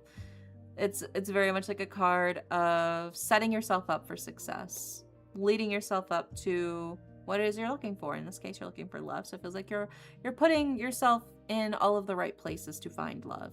Is what it feels like, very much. Which is a good start, very good start, you know. You're putting yourself out there. Maybe you're being more brave. You're going to events. You're trying to meet new people. You're trying to talk to the new people that you meet, you know. It feels like you're slowly but steadily you're building up yourself to be a steady presence in the love scene, and I respect that. I think you're doing very well for yourself. We also follow it up with the reverse Five of Coins, and the reverse Five of Coins is a card of a trial by fire. You know, the sooner you put yourself out there and just do it, the sooner you pick things up and you learn and you grow and you unlock your abilities, you know? I think by forcing yourself into these situations, you're ultimately growing, you know? Putting yourself out there to talk to people first, to flirt with people first, to be brave and to be bold. I think it pays off. It helps you grow. And I feel like that's being reflected by the reverse Five of Coins as well. It's like telling you like, hey, this is something that's pushing you forward. Yes, it's scary, but I think it's helping push you forward in a good direction. And then we follow it up with the Ace of Wands. And the Ace of Wands is a card of good luck. It's a card of hope. It is the start of something new, especially when it comes to fiery things like maybe kindling a relationship. I'm just saying.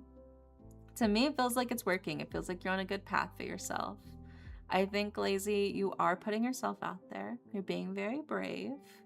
You're doing a lot to be open to other people and the potential for new relationships with new people.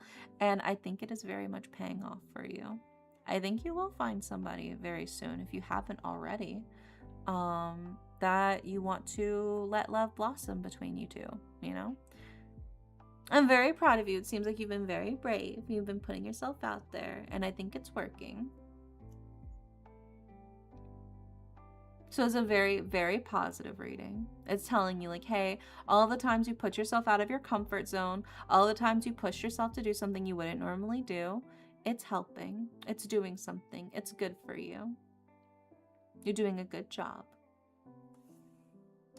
And it seems like love is right on the horizon.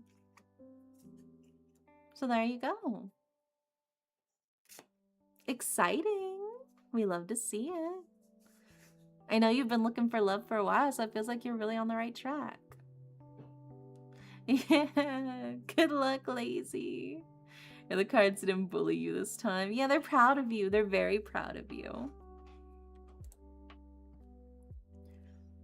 And I will play the Sunaida after we do Jenny's reading. Jenny's still here, right, Jenny? You're still here? Yeah, double check Jenny's still here. Jenny, you're next. You didn't disappear on me again, did you? Okay, Jenny's here. And Jenny wants a reading for Fergus. Yes, I'm doing. You just got your reading, silly. I don't think you can act slick with me. I know the truth. I see all.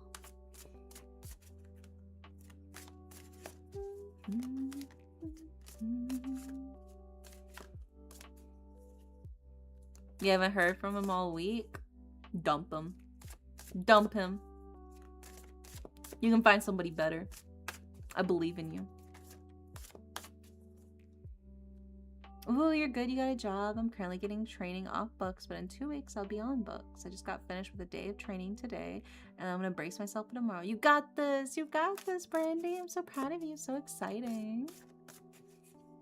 Your best friend? Oh, okay. Wait, is that a love reading or is it a general reading for your friend? Which one is it? Which one is it, Jenny?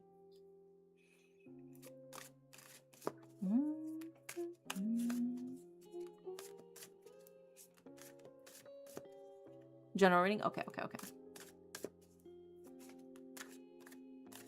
Just making sure, just making sure.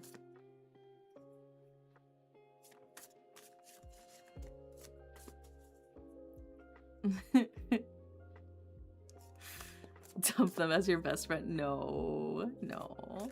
Who knows? Fergus might be going through some stuff. You never know. Sometimes people have a lot of stuff on their plate and it's just hard for them to message back or talk to other people. I feel that. Sometimes I get like overwhelmed.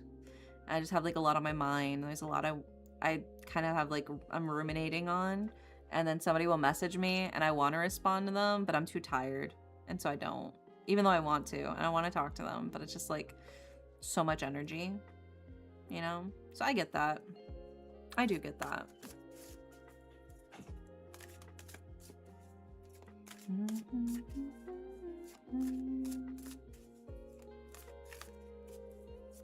Well, let's see what the cards have to say.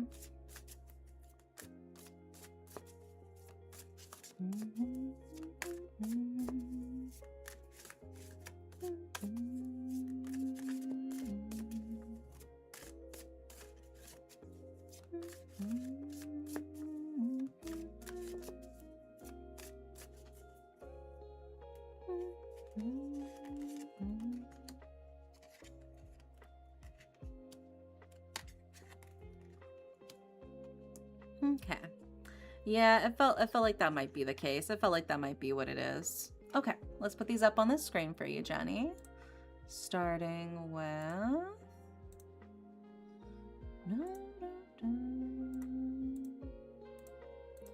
And then your second card is...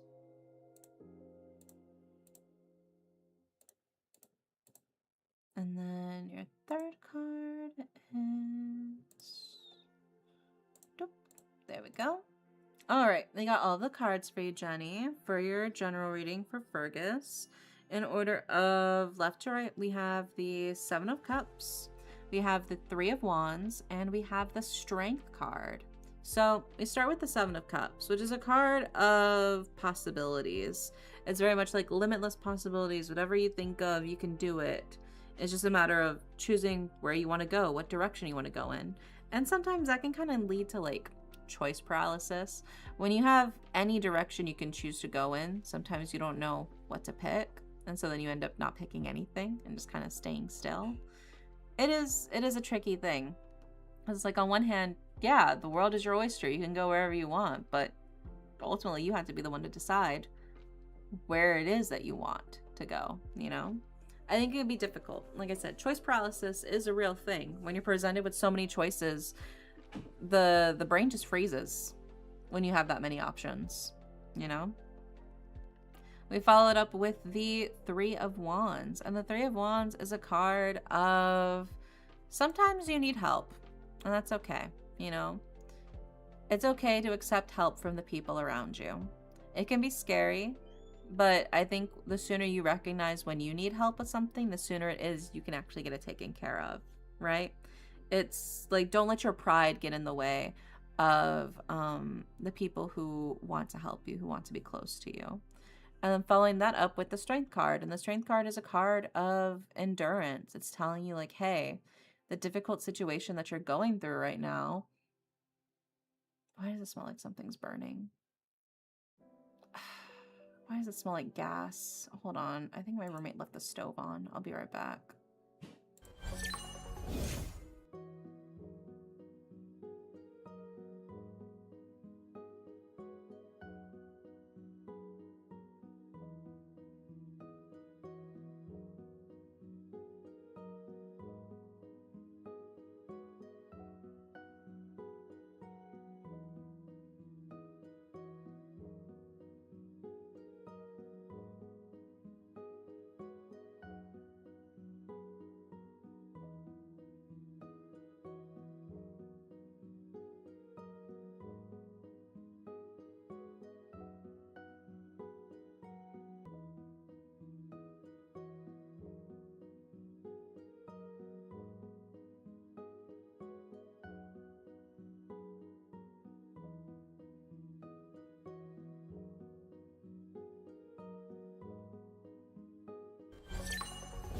Okay, I'm back. I think my roommate just needs to clean out the toaster oven or something. I think it's just like little bits of food in the toaster oven that are burning or something.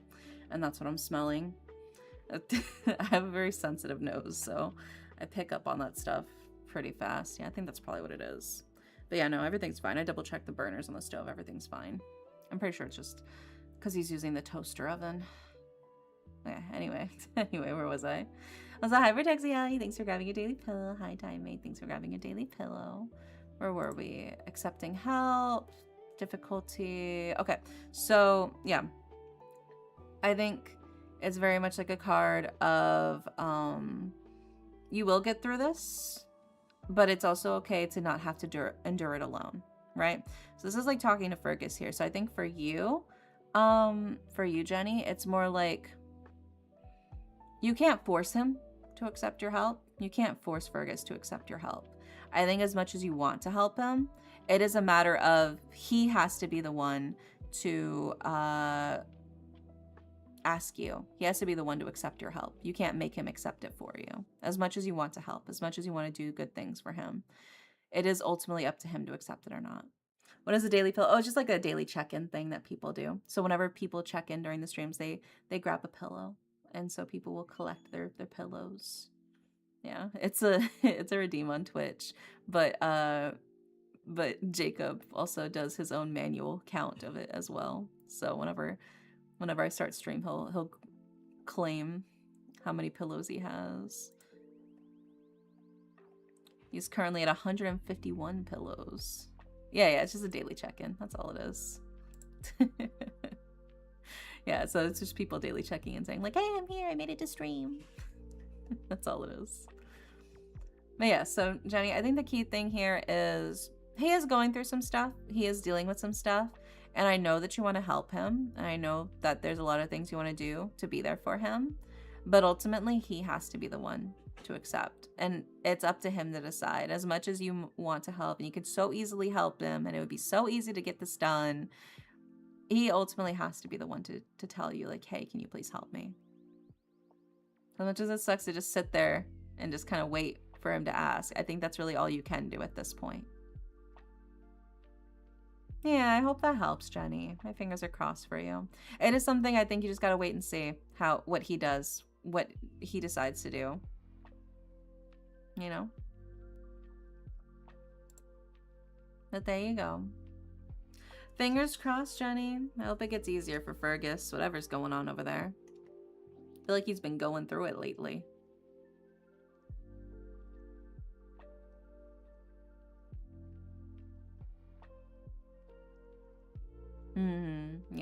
Yeah, since August is already halfway through. Whew, it's crazy. Yeah, so much has been going down. All right, next up is Red Spirit. Red Spirit, are you here? Are you here, Red?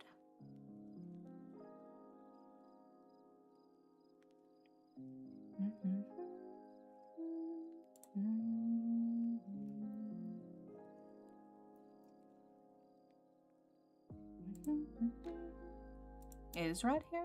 Red might have disappeared on me. Oh my god, I'm slipping down my chair. Okay. Oh yeah, let's play the song request from Jeremy. Let's pull it up.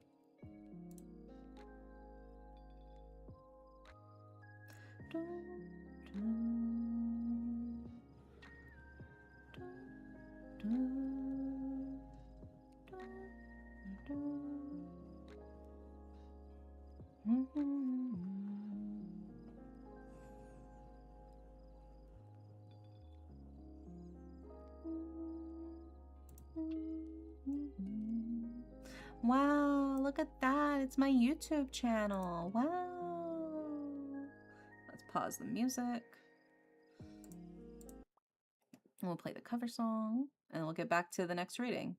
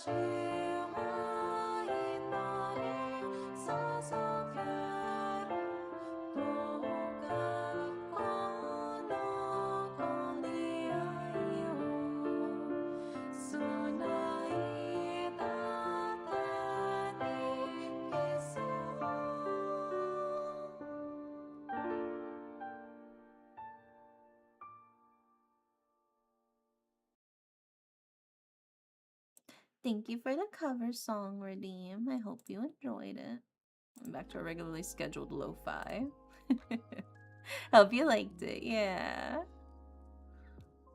Yeah, that was my cover song from D. Gray Man. I'm a big D. Gray Man fan. And yeah, good night, Brandy. I hope you have sweet, sweet dreams. Making sure everything's all good now. There we go. Okay. Alright, next up in the list is, so we're calling for Red Spirit. I don't know if Red Spirit's here. Red Spirit might be asleep. So we will skip Red Spirit for now. Next up in the list is Alex. Alex, are you here? Hi, Alex. And Alex wants a relationship reading. Ooh. Let's see what we got for you then.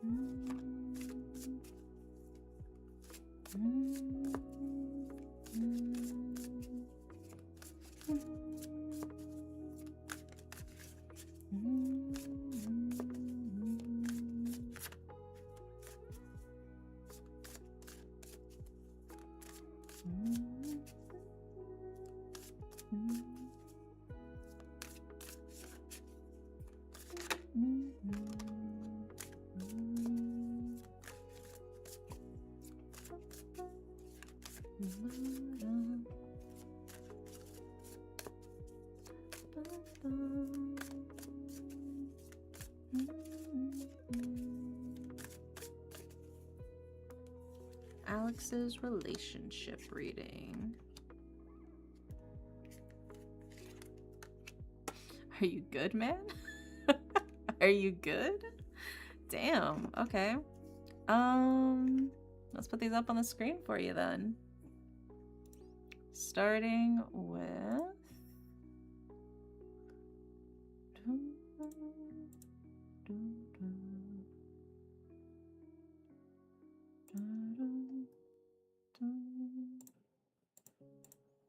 then we followed up with the second card, which is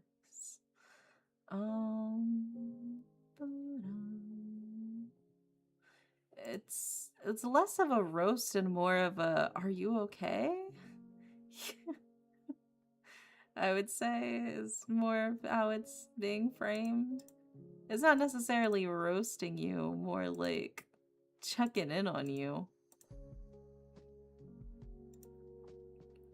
Let me follow it up with the final card, which is the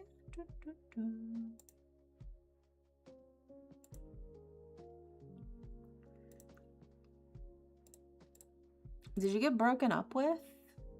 Or cheated on? Low-key, it kind of reads like you got cheated on. So in order of left to right for your reading, we have the Seven of Swords, we have the Five of Wands, and we have the reverse Four of Cups. No? Okay. Well, I mean, it could be interpreted differently, but to me, this reads low-key like you're getting cheated on kind of vibes. I don't know. You'll see what I mean as I do the reading. So we start with the Seven of Swords, right? And the Seven of Swords is a card of cunning, deviousness, maybe ill-advised confidence. It's like cockiness that comes back to bite you in the ass in a sense, right? It's also like a card of like warning of danger as well, right? Like not everything is as it seems. There's something sort of lurking in the background that you may not be aware of. So it's like, hey, ring-a-ling is setting the alarm bell a little bit. Got to keep your eyes open. Got to keep your ears peeled. Feels like something's happening. You got to be careful, right? That's what the Seven of Swords is. And then we follow it up with the Five of Wands. And the Five of Wands is a card of impending battle, competition, right? Throwing yourself out into the ring with the wolves and saying who comes out pregnant, right? That sort of thing. It's very much like a card of you're throwing yourself out there into this fight. You got to see what's going to happen. But it is a little worrying because it is a fight. I don't know if you're going to come out of it totally unscathed. But it is a card sort of like telling you like, hey, if you're bold, I think you can make it out. I think if you're brave, you're bold, you throw yourself out there, you have trust in your own abilities, it'll be okay. And then we follow that up with the reverse Four of Cups. And the reverse Four of Cups is a card of like, hey, don't worry, bud. When one door closes, another one opens. It's like, I don't know if it's necessarily going to be successful, but something good will come out of a bad situation. Right? So even if you don't win, even if things don't turn out how you hoped, or maybe things fall apart in a sense, it's ultimately for the best later on anyways. Even if things don't work out now, they'll work out later. This will have been good for something at the very least, even if it didn't work out in a way that you see it working right now, you know? So like I said, to me, this low-key kind of reads like in the same way it would have like if somebody was cheating on you, you didn't know, you find out, you break up, but that leads you to find somebody else that's much better for you, and maybe you learn to pick up the flags of when somebody's being suspicious sort of thing. That's how I initially translated it, but if you don't know, you know, then it could be interpreted in a lot of different ways, but I think ultimately it is a card of like, hey, when it comes to relationships, I think there's something that's going on that maybe you're not fully aware of, and it's gonna suck, and things are probably going to be difficult, but ultimately it's for the best, right? We do have that reverse Four of Cups, and that reverse Four of Cups is pulling a lot of weight right now and telling you like, hey, buddy, I know it's tough, but it's for the best. It's for the best that this happened. Like, it sucks, yeah, but it's for the best for later on, you know? Something good will come out of this later, whether or not you realize it. It's just maybe right now it just sucks kind of vibes. like I said, it's pulling a lot of weight right now. That card is doing a lot of heavy lifting. So hopefully whatever it is, whatever this might be referring to in your relationship reading, hopefully it moves on very quickly for you. Hopefully it passes very fast. Hopefully it does not linger. And there you go. I hope that helps, Alex. Fingers crossed. Like I said, it's a little rough. That's why I'm like, are you good? Are you okay? Everything fine over there? You know? But you will be. You will be fine. Did I hear and see which one comes out pregnant? Yeah. You throw me to the wolves and see who comes out pregnant. Me or the wolves. Could be either. You never know.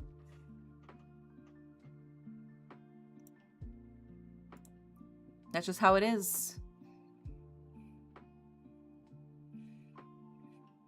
Next up is Sammy. Sammy, are you here? Happy birthday to me. Today's your birthday, Jacob. Oh my gosh. Happy birthday to you. Happy birthday to you. Happy birthday, dear Jacob. Happy birthday to you. Yippee!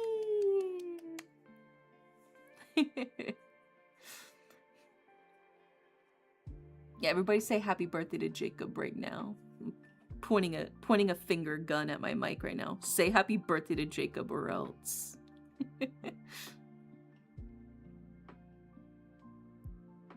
Right. Yeah. Oh my gosh, so many August birthdays. A lot of people's parents fuck during Christmas time, huh? Isn't that crazy?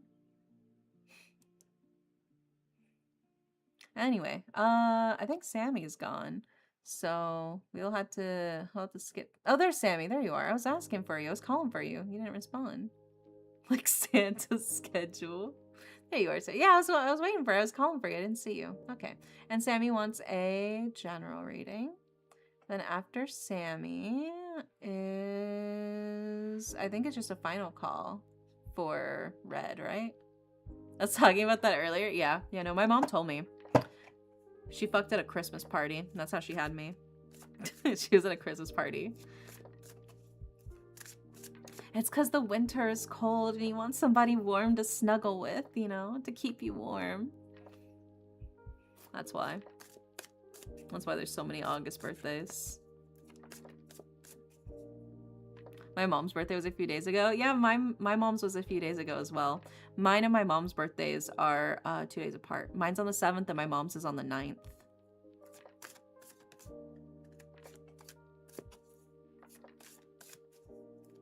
I was literally born 2 days before my mom's birthday.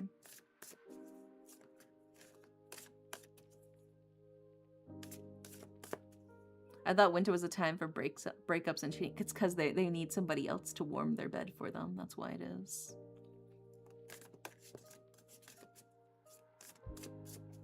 Yeah, there's a lot of breakups in the winter because of like family holidays, having to meet families and stuff like that. That can be stressful. But there's also a lot of hookups during Christmas time because you want somebody to keep you warm when it's cold at night. You know, it's a very crazy time. Because Christmas is when like commitment issues pop up, you know, because then people are expecting certain things during Christmas time, during holidays, especially with things like meeting the family. That's why a lot of breakups tend to happen. But then, like I said, then it's cold and you need somebody to keep you warm. You know, your bed is just so cold and empty, and you need the fiery warmth of another person pressed against you, and that's why many babies are born in August.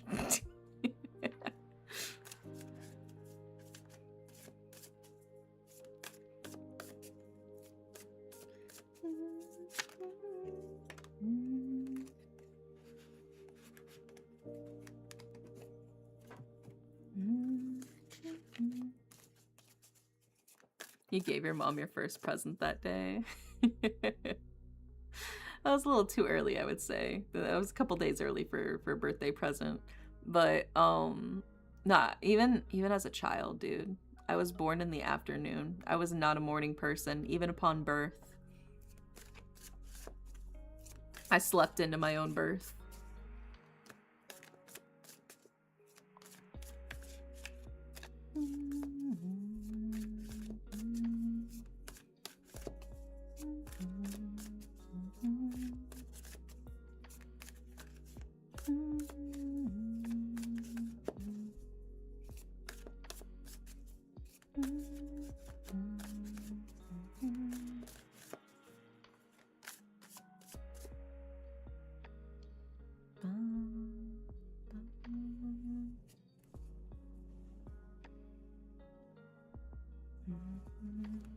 Same, yeah.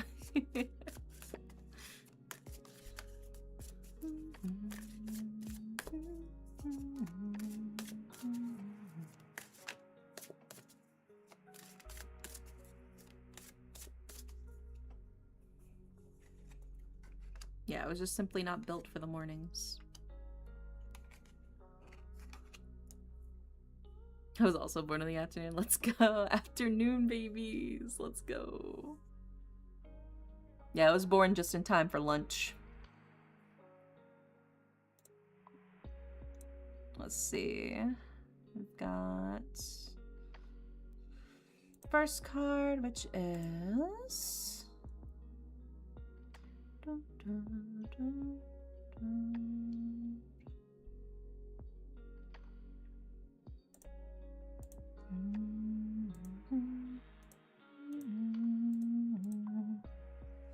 then we've got your second card, which is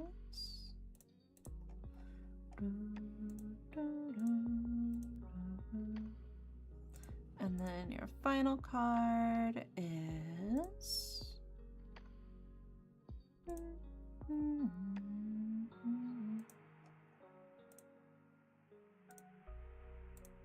there we go. Alrighty. We've got all of the cards for you, Sammy, for your general reading in order of left to right. Oh, also you are subbed, so you do also get an oracle card. Let's grab your oracle card as well real quick. I was born on the literal divide between Scorpio's transition into Sagittarius. Oh my gosh. Dude, it's so funny. It's so funny. Every single time somebody talks to me about like astrology and I tell them I'm a Leo, they don't believe me. They don't believe me. And they tell me I'm something else. It's like, no, I know I know when I was born. Trust me, I'm right smack dab in the middle of Leo. I promise you I'm a Leo.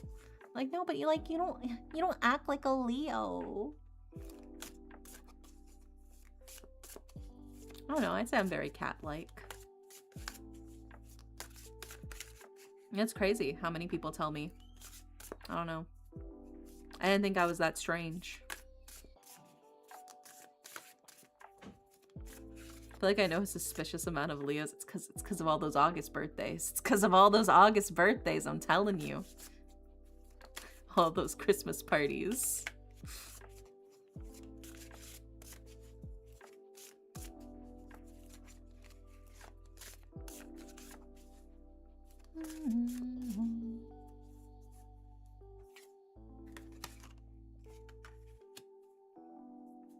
Okay, we got all the cards for you, Sammy. I pulled your oracle card as well. So, yeah, it's the Christmas conspiracy. It's all coming together. We've pieced it together. We've solved it, if you will. In order of left to right, we have the Eight of Wands. We have the Queen of Swords. And we have the King of Wands. And then for your oracle card, we have Summer. So we start with the Eight of Wands. And the Eight of Wands is a card of, you got a lot on your plate. You got a lot of things you're doing right now, a lot of tasks that you're juggling, but you are managing and you are juggling them well. That is something to be said. So it's like, yeah, you have a lot of stuff that you're doing right now, but you're dedicated, you're focused, and it is working out. You are successfully juggling all of them. Multiple pots in the stove, but they're all simmering away, sort of thing. We followed up with the Queen of Swords. And the Queen of Swords is somebody who is ruthlessly in pursuit of their goals. They know what it is they want. They are locked in and they will cut down anything that's getting in their path right now. Sometimes they might seem a little scary. They might seem a little cold on the outside. But just because they're locked in on their goals. They're not actually mean. They're not actually scary. It's just they have a very single-minded focus when it comes to things. And that feels very much like how it is. It's like, you know what it is you want, and so you're sort of charging straight forward towards it right now. And it seems like you're doing pretty well so far based off of that 8 of Wands. We also followed up with the King of Wands. And the King of Wands is somebody who's passionate, who is electric, somebody who's taking charge again as well, for their passions, for the things that light a spark and a fire in them, you know? And I think that's sort of the key thing here is, well, what it is that you're focusing on right now. It feels like this is something of like a passion for you. This thing that you have your goal, your eyes set on, feels very much like this is something you've been wanting and you want to see it come to fruition, you know? That's how locked in I am. Oh my gosh. I'm playing a Resident Evil game. Are you winning? Are you winning Resident Evil? Hi, baby. Boyo, welcome in. I wanted to get a VTuber themed tarot deck, but I haven't found any yet. Dude, I would love to make a tarot deck, but one, it's so much art I would have to draw. Like, so much art I would have to draw. And two, it would be expensive to print. Like, it would, like, because it's custom cards, you know? So it would be expensive is the other thing. That's what also makes it difficult for like making custom tarot decks. I would love to make a tarot deck though. That would be something really cool to do. But like I said, it's just a huge project. I mean, that's so many illustrations to have to draw. Yeah. But one day it'd be nice. It'd be nice to be able to make my own tarot deck. Yeah. And then your final card, your Oracle card, is Summer. And Summer is a card of expansion and growth and warmth, you know? I think right now, as you're locked in, working on all the things that you're working on right now, it feels like you are pushing forward into new domains. You're growing, you're spreading, your roots are going deep into the soil, but your leaves are going right up into the sky. It feels very much like this is pushing you forward, pushing you to grow and move in the direction you want to, with all of the different projects and all the different things you want to make and all the different things you want to do, you know? Tarot cards are so hard to find or make and they're really expensive. Yeah. I mean, I get why they're expensive for sure. It is just like, it costs a lot of money. Custom cards, especially if you want good quality cards. But that is on my list of things I want to do. Your very own Magical Dairy tarot card win. I mean, I have drawn a singular tarot card. I've drawn myself as a tarot card. I drew myself as the Hermit because I relate to the Hermit card. I'm very much the Hermit card. So I drew that, but I would still need to draw a bunch of other ones. And I think if I were to draw my own deck, I would want it to have like a proper theme, a proper vibe. And there would have to be a lot of, I'd have to put a lot of genuine, like careful thought into it if I was gonna make a proper deck, you know? I wouldn't want to half-ass it. I want it to be something that was like very much a labor of love, you know? So there you go.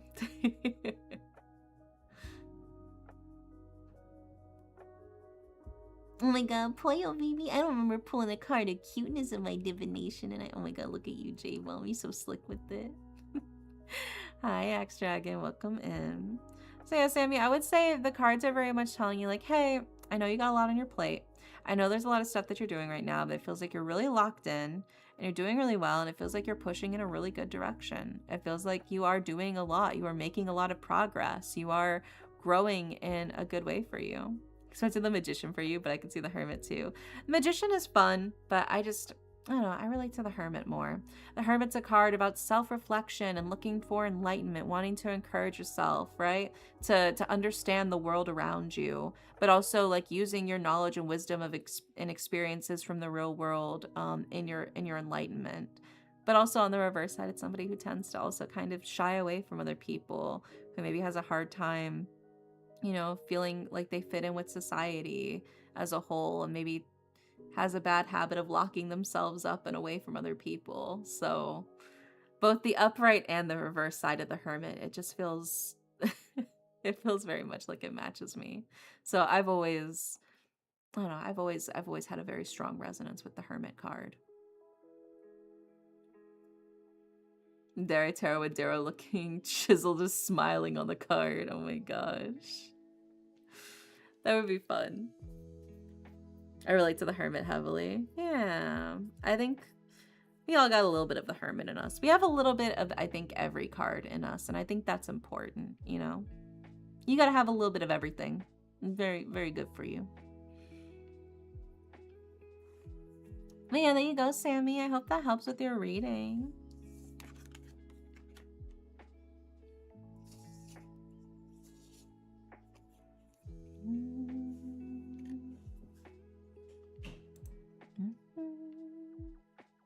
And then, is that all the cards? All the readings? I think we're all caught up on everybody now. Let me see. Do we have any final calls to anybody? I think we're all good. Yeah, I think we hit everyone. Okay. We'll do one raffle slot. So, for those of you in chat who have not gotten a reading yet from me today, and you would like one, I am thinking of a number between 1 through 10, and the first person to guess the number in chat can get the reading. Also, hi, CJ. Welcome in. The number was 6, actually. That was very fast. What would you like for your reading, Axe Dragon?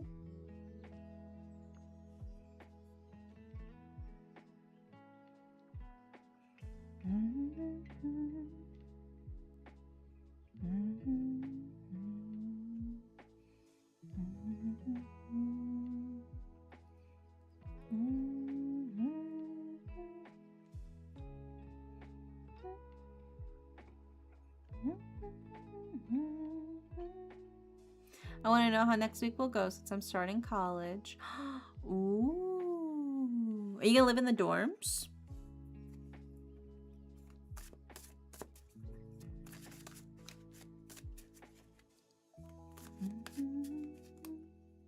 No. Oh, are you living off of campus then? I know a lot of colleges, they require if you're starting college that you gotta live on the dorms for at least the first year. That's interesting. Well, that's like community college.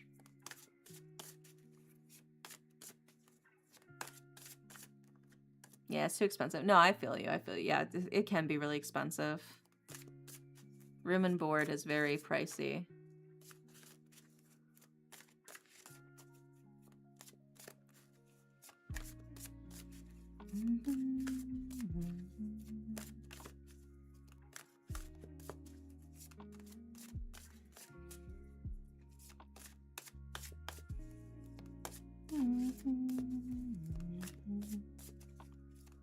Yeah, room and board is absurd. Especially when they do like the meal tickets and like the meal cards for like going to the cafeteria. They don't even give you enough for you to like eat like all of your meals there. They only give you enough where you could basically eat like like 6 meals a week or something. It's like, okay, cool, thanks. I can either have lunch or I can have dinner. I can't have both. Cool.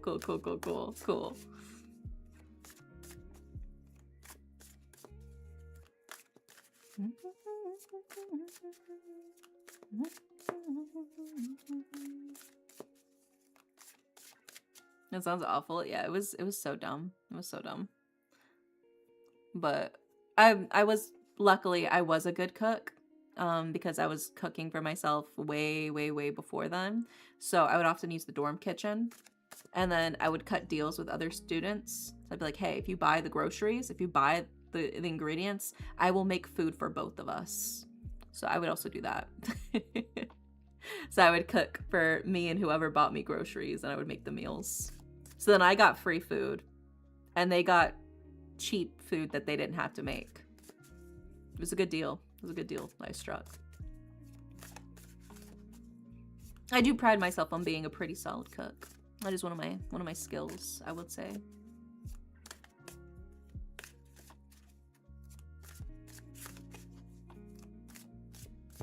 Smart, I should have thought of that. I mean, there's still time. There's still time. You never know.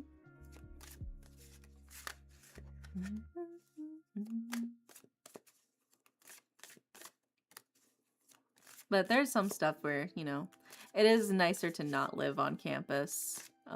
Things like not having to share the laundry machines with other people, not having to share showers with other people, you know, not having other people wake you up because you can hear them jackhammering fucking whoever is in the fucking dorm room right next to you. It's nice having your own place.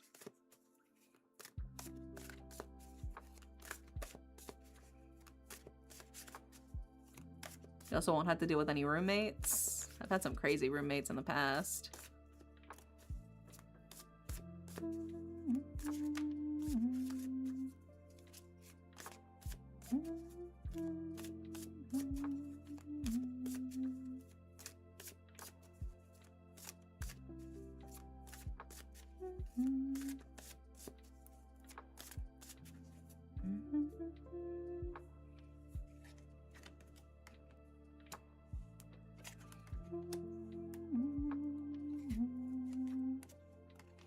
Okay, we got all three of your cards, Axe Dragon. So, let's put them up on the screen for you. Starting with...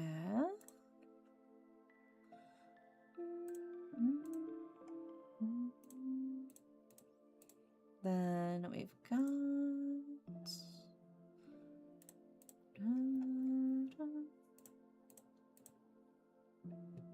I'm so incredibly fortunate with my parents and the sounds of it. There are nice things about dorms, I will say. I think some of my favorite memories were just me hanging out with my friends in their room, spending the night, you know, having a good time and crashing on their couch after, you know, long weekends of hanging out together, things like that. I think there is also something to be said about having your own space, like separate from family, just like a place that's your own, I think is a great way to like decompress and relax. So there are definitely charm points, I think, to living in a community with other people like that. There is something a lot of fun about that. But there are also, you know, as much as there are pros, there are also cons to every situation, you know. Yeah, pros and cons. Exactly.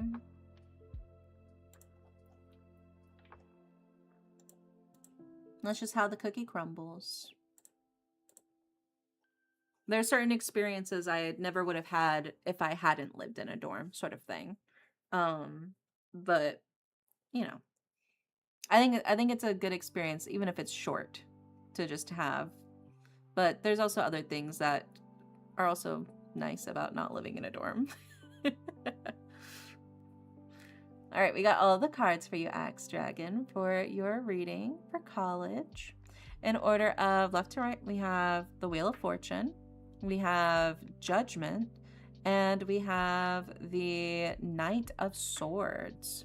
So we start with the Wheel of Fortune. And the Wheel of Fortune is a card of change. It's a stroke of luck. It's, you know, in a sense, it's like new beginnings in that sense. The wheel is turning. It's evolution. It's change on the horizon. Things are moving forward, you know. Feels like things are spinning. Things are spinning, and it can be a little scary, but at the heart of it, you're still you, you know. No matter what happens, no matter what experiences, no matter, you know, what you discover about yourself and what things you learn about yourself, I think ultimately what matters most is at the end of it, you will still be you. So it's a matter of what version of you do you want to be? What version of you do you want to keep with you? And what maybe version of you do you want to let go? Because now is the time. If you're going to change, if you're going to evolve, if you're going to grow as a person, this is like the rapid development phase is college. Like, for real. That's where you learn so much about yourself and so much about other people, is when you're like in college. There's just something about the atmosphere of it. It's like a rapid growth phase. And then we follow it up with the Judgment card. And the Judgment card is, again, a card of new possibilities, change just over the horizon. It's the end of winter and the dawn of something new, right? This is also a call to action card. This is telling you to take action. I think the things that you want to do, the things you want to try, this is a card that encourages you to push yourself forward and see where you want to go, right? This is who you want it to be is who you can be, right? You can reform yourself, and I think it's the ideal time to experiment, to see what it is you like, what it is you don't like. Of course, be safe. Always be safe in everything. And I would never condone doing drugs, but if you were to do drugs, make sure you take note of every drug you take and always tell the paramedics. The paramedics are not going to snitch you out to the cops. They just want to save your life, okay? So I would never, I don't do drugs. I don't do drugs. But if I were, I would take note of whatever you took and tell the paramedics. Okay. Don't be afraid of the paramedics. The paramedics only want to help you. Okay. Also drink plenty of water. If you're going to drink alcohol, make sure you're drinking plenty of water. Make sure you're staying hydrated. Make sure you're getting carved up. Don't get blackout drunk. Drink responsibly. Even if you're having fun, you got to drink responsibly. What else? Be safe. Have safe sex, wrap it. Use protection. What else? I won't do drugs. I'm saying, I would never condone drug usage. I don't want you to do drugs. I'm just saying, if you were, do it safely by remembering what you're taking. Okay? Because, people experiment with a lot of different stuff in college. And if you're going to experiment, I just want you to be safe if you are. Prefer if you didn't at all, but, I can't physically stop you. So, just saying, if you're going to do it, that's how you do it safely. Okay? But I don't condone drug usage. Putting that out there. What else? Make sure to eat your vegetables. You gotta eat your vegetables. Okay, I do not want you catching scurvy on campus. Make sure you study. Studying is very important. Make sure you're going to your classes. The 8 a.m. classes suck. You will think that you can handle 8 a.m. classes because you had to wake up for 7 a.m. classes for school your entire life. But as soon as you're in college, for some reason, it's so much harder. Sorry, Doc, can't take my meds today. Said no. Yeah, tell the paramedics everything, tell the cops nothing. Yeah, exactly. Yeah. I mean, like I said, I have no interest in doing drugs, but I know about that stuff because my little brother liked to experiment with different things. So I just wanted him to be safe when he was. Yeah, the cards said all that. Yeah, the cards are saying all this. And also me. This is just my own personal experiences I'm chiming in with. Since you're not living in a dorm, I don't need to give you dorm tips. But get a good layout of the campus. But also get a good layout of the restaurants near the campus. There's going to be one hole-in-the-wall place that every student knows to go to, and they are going to have the most bomb-ass food there. Every campus has one restaurant that's like right across the street from the campus that hits. Okay, there's a reason they're in business. You gotta go there. Trust me, the food is worth it. And then your final card is the Knight of Swords, and the Knight of Swords is a card of, swiftness. It's putting yourself out there, throwing yourself forward, with the sort of biting resolve, right? You know what it is you want, and you're gonna go for it. You're brave. You're surging forward. You're seeing where you head from here. Now is the time for you to be quick on your feet and move forward. So what direction do you want to go? Where do you want to head in all of this? Yeah, basically, college is it's a big place. It's, I think, a big monumental time in a lot of people's lives, especially younger people. That is where you learn so much about yourself. That's where I learned so much about myself, dude. I knew I knew a lot of people, but I learned more about other people through my experiences of just meeting so many new people around me. in college. Like, there are things I think I probably would not have learned about myself had I not gone to college, you know? And when you're open to experiences, I think that makes you open to understanding more about yourself, you know? But also make sure your studies are number one. Your studies should be number one. You're going to college to study. You're going to college to learn. That should be number one priority on your list. But everything else is also good and healthy for you to have fun.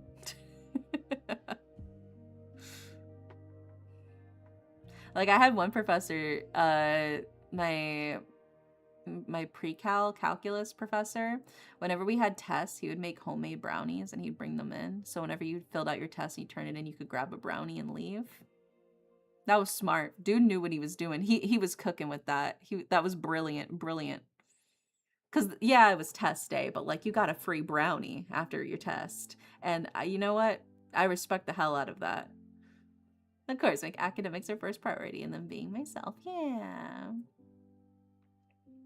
And also, like, make friends with other people in your class. You know, find at least one person in your class that shows up to class a lot, like most of the time, if not all the time, okay? And you're going to exchange numbers with them because of notes.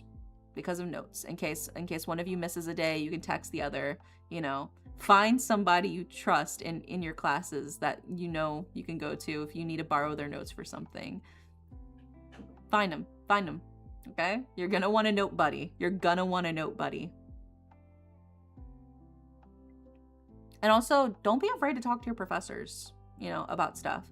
If you have questions about things or you want to understand, you know, something, you're a little confused, the professors want you to ask questions. Please ask questions. The professors will be so happy if you ask questions about stuff. Also, show up to their office hours. They have office hours, are usually listed on the syllabus. Go to their office hours. The more the professor sees you, the more likely they are to be open to helping you if you're struggling, if you're having difficulties. There will be times where a professor will see a student who shows up to the class, who's asking questions, who's doing their best, is showing up to the office hours, and maybe they're having difficulty with something. The professor is much more likely to help you out in those instances, with whether it's like, oh, you need, you know, to retake something or something like that. Yeah.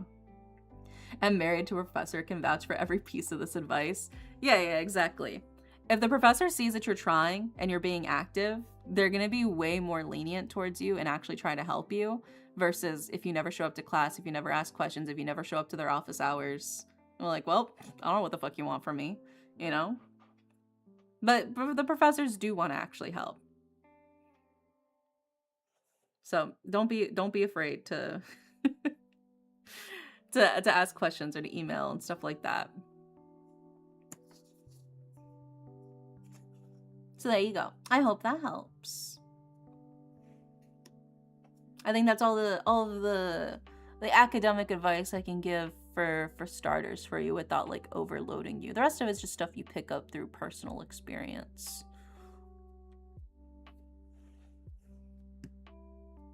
Yeah, many will understand the struggles as well. A lot of them were stressed out grad students not that long ago. Yeah, exactly. Yeah. Like I said, get your note buddy. Get your note buddy, somebody in the class that you know shows up to class as well. So in case you do miss a day, they can send you their notes. And if they miss a day, you can send them your notes. You know, it's a two-way street. And then if you need to have partner projects, then you got somebody you can trust that will pick up their end of the deal. Because I hate group projects where I'm the only one fucking doing anything. It is the worst, dude. And the professors are always happy when someone asks questions, but I almost always genuinely never have questions because they explain things so clearly. Yeah, I mean, that's fine. I don't think you need to make up questions just to ask them. It's just if you do have questions, don't be afraid to ask. What if you both miss a day? Then you email the professor. But for the most part, I feel like y'all tend to cover for each other. Or you can have more than one note buddy. If you have more than one note buddy, that's even better. Have a group chat for each class. That is a popular thing now. Yeah, it's been every group project for me. It's so group projects make me so fucking stressed, dude. They make me so stressed. There was one group project though that was so fucking funny.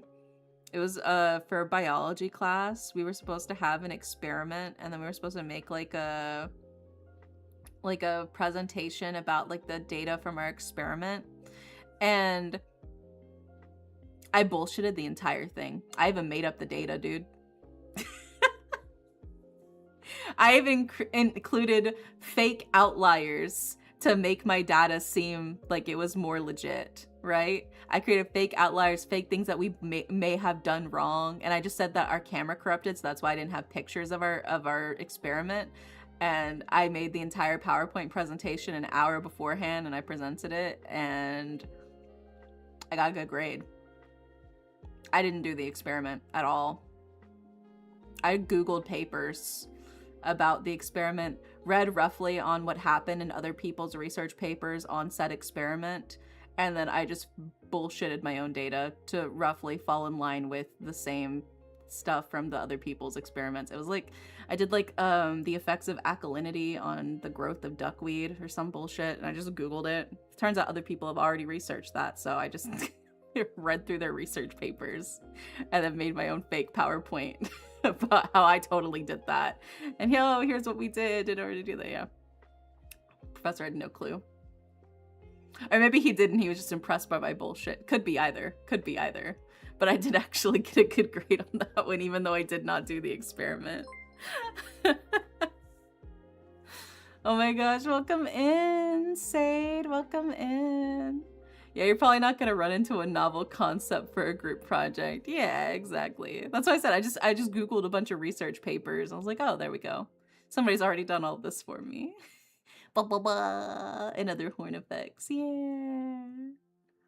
Welcome in. I hope y'all have been having a good time. We're just yapping. We got some new people starting college soon, so I've been giving them all of my wise words of wisdom about things like that. Hey, that's what real researchers do. I mean, to be fair, I did read actual research papers on the experiment so I could make existing data that aligned with the work of other people. So it logically made sense that it worked that way, you know? So it wouldn't stick out. So anyway, I was still doing work. I was also the only one doing work. I did all the research. I did all the PowerPoint. I did the presentation. I don't know how the other people did, but I did great.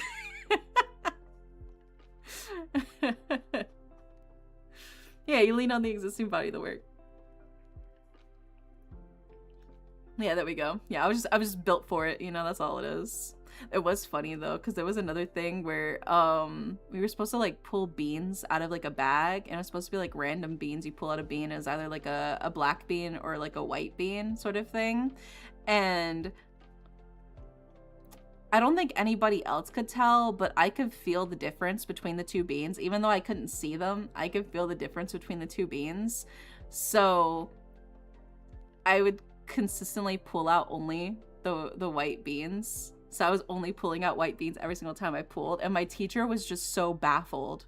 He was so confused at how I was managing to pull out only white beans out of the bag without looking. He literally had me like turn my head all the way to the other side, so I absolutely could not be looking at the bag, and I was just pulling out the bean. He had no clue that I could literally feel the difference because the white beans were slightly bigger than the black beans.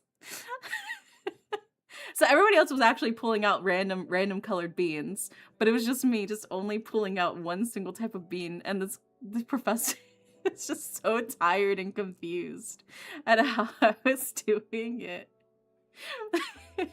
Yeah, he hit the raw dexterity check. Yeah.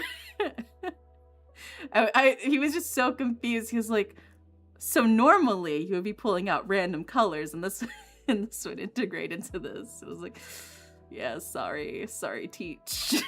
Sorry, professor. There is something very funny about just very lightly trolling your professors. Just gentle troll, very light, gentle trolling. I think it's good for you. It's good for you, it's good for them. Like I said, it's just something silly like that. It was perfectly fine. There was also another professor, oh my god, my English professor. He was going on about this whole thing about like, oh, kids these days, they don't know anything about the world around them. They don't know anything about nature, you know? And then he pointed outside the window and he said, I bet none of you can even tell me what type of tree that is outside. And I raised my hand and I said, that's a crepe myrtle tree. And it was a crepe myrtle tree. I knew that because I had a crepe myrtle tree in my front yard growing up as a kid. And it's also just a very popular landscaping tree from like in the area that we grew up in. Like everybody has a crepe myrtle tree. It's so popular. And he just kind of looked at me when I told him that. I told him it was a crepe myrtle tree. And he's like, well, anyway, most of you wouldn't have known that.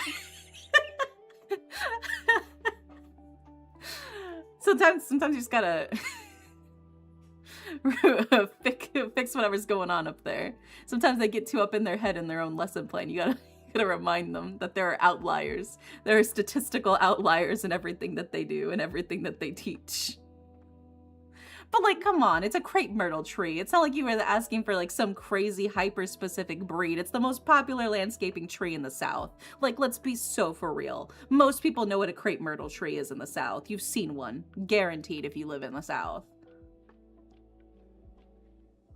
But yeah, so we had to read a book on that. And he also wouldn't let me use an ebook. I had to physically buy the book. I don't Google a crepe myrtle tree. I think if you Google it, you'll recognize it if you live in the South. You've seen one, for sure.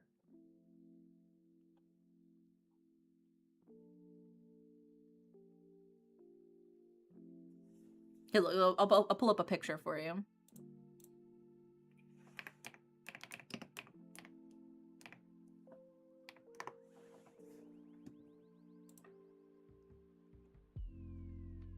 So, yeah.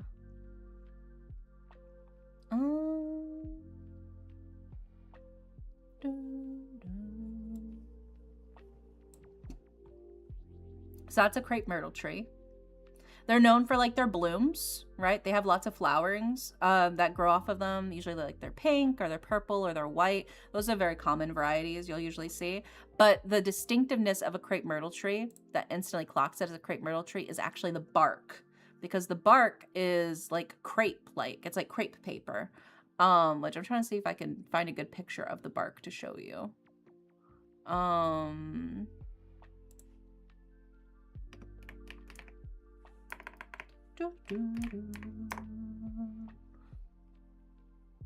Yeah, here's a pretty solid picture of the crepe myrtle tree bark.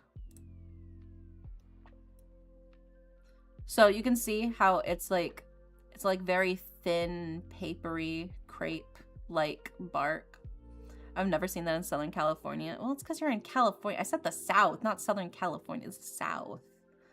But they're very popular in places like Texas, Louisiana, Arkansas, Georgia. You'll see crepe myrtles everywhere there in landscaping. It's super popular.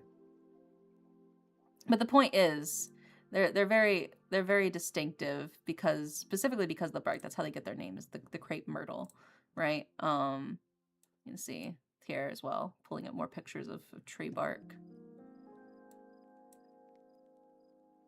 If it'll show.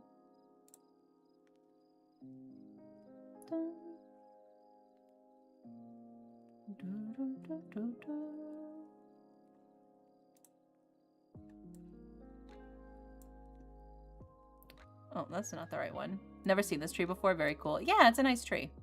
It is a very lovely tree. They're very pretty, which is why they're very popular in landscaping.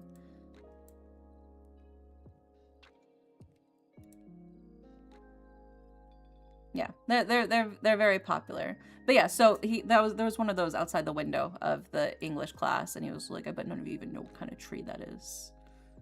Apparently not native trees. That's interesting. But yeah, so they thrive in like the southern states. Like I said, they have really beautiful blooms, which is why they're very popular for landscaping, because you get trees that have lots of very beautiful, pretty flowers on them. Very different from the Bradford pear, which is also a very popular flowering shrub. The Bradford pear does not have very appetizing scented flowers. Crepe myrtle, I don't remember it having too much of a scent. It was mostly just blooms. But the Bradford pear is another popular choice, but that one has stinky flowers. So that's why the crepe myrtle's superior.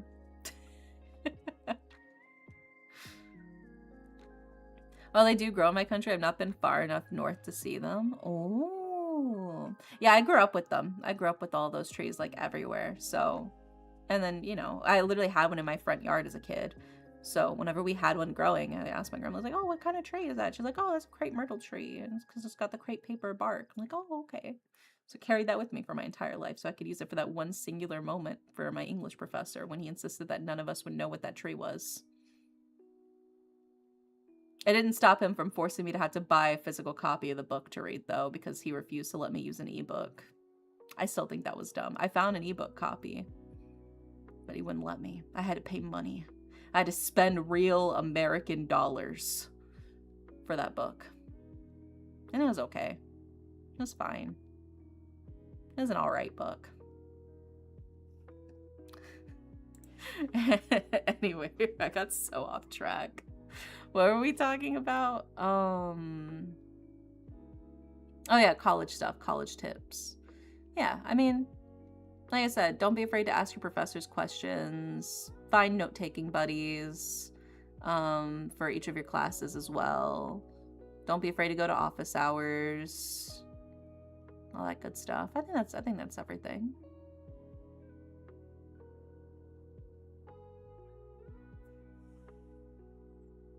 Your metallurgy teacher was the same. He was the worst. Ugh. Yeah, some teachers, they do get a little bit of a superiority complex over the students. You know, some, not all, but occasionally you do run into a few teachers like that. It's like, hello, that's why I'm here. It's because you're supposed to be teaching me. But yeah, okay. I think that's everybody. I think that's everything. I think we got it all covered. And there you go. That's everybody. That's all of the readings for today. So let's see. Who is online right now? Who is awake? Yeah, I hope that was very informative for you, Axe.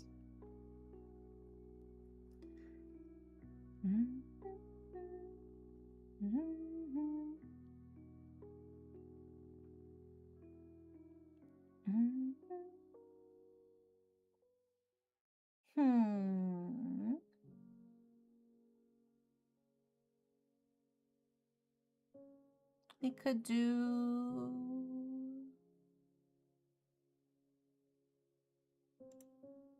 Oh, this person's playing Zenless Zone Zero. That'd be fun. We'll rate them.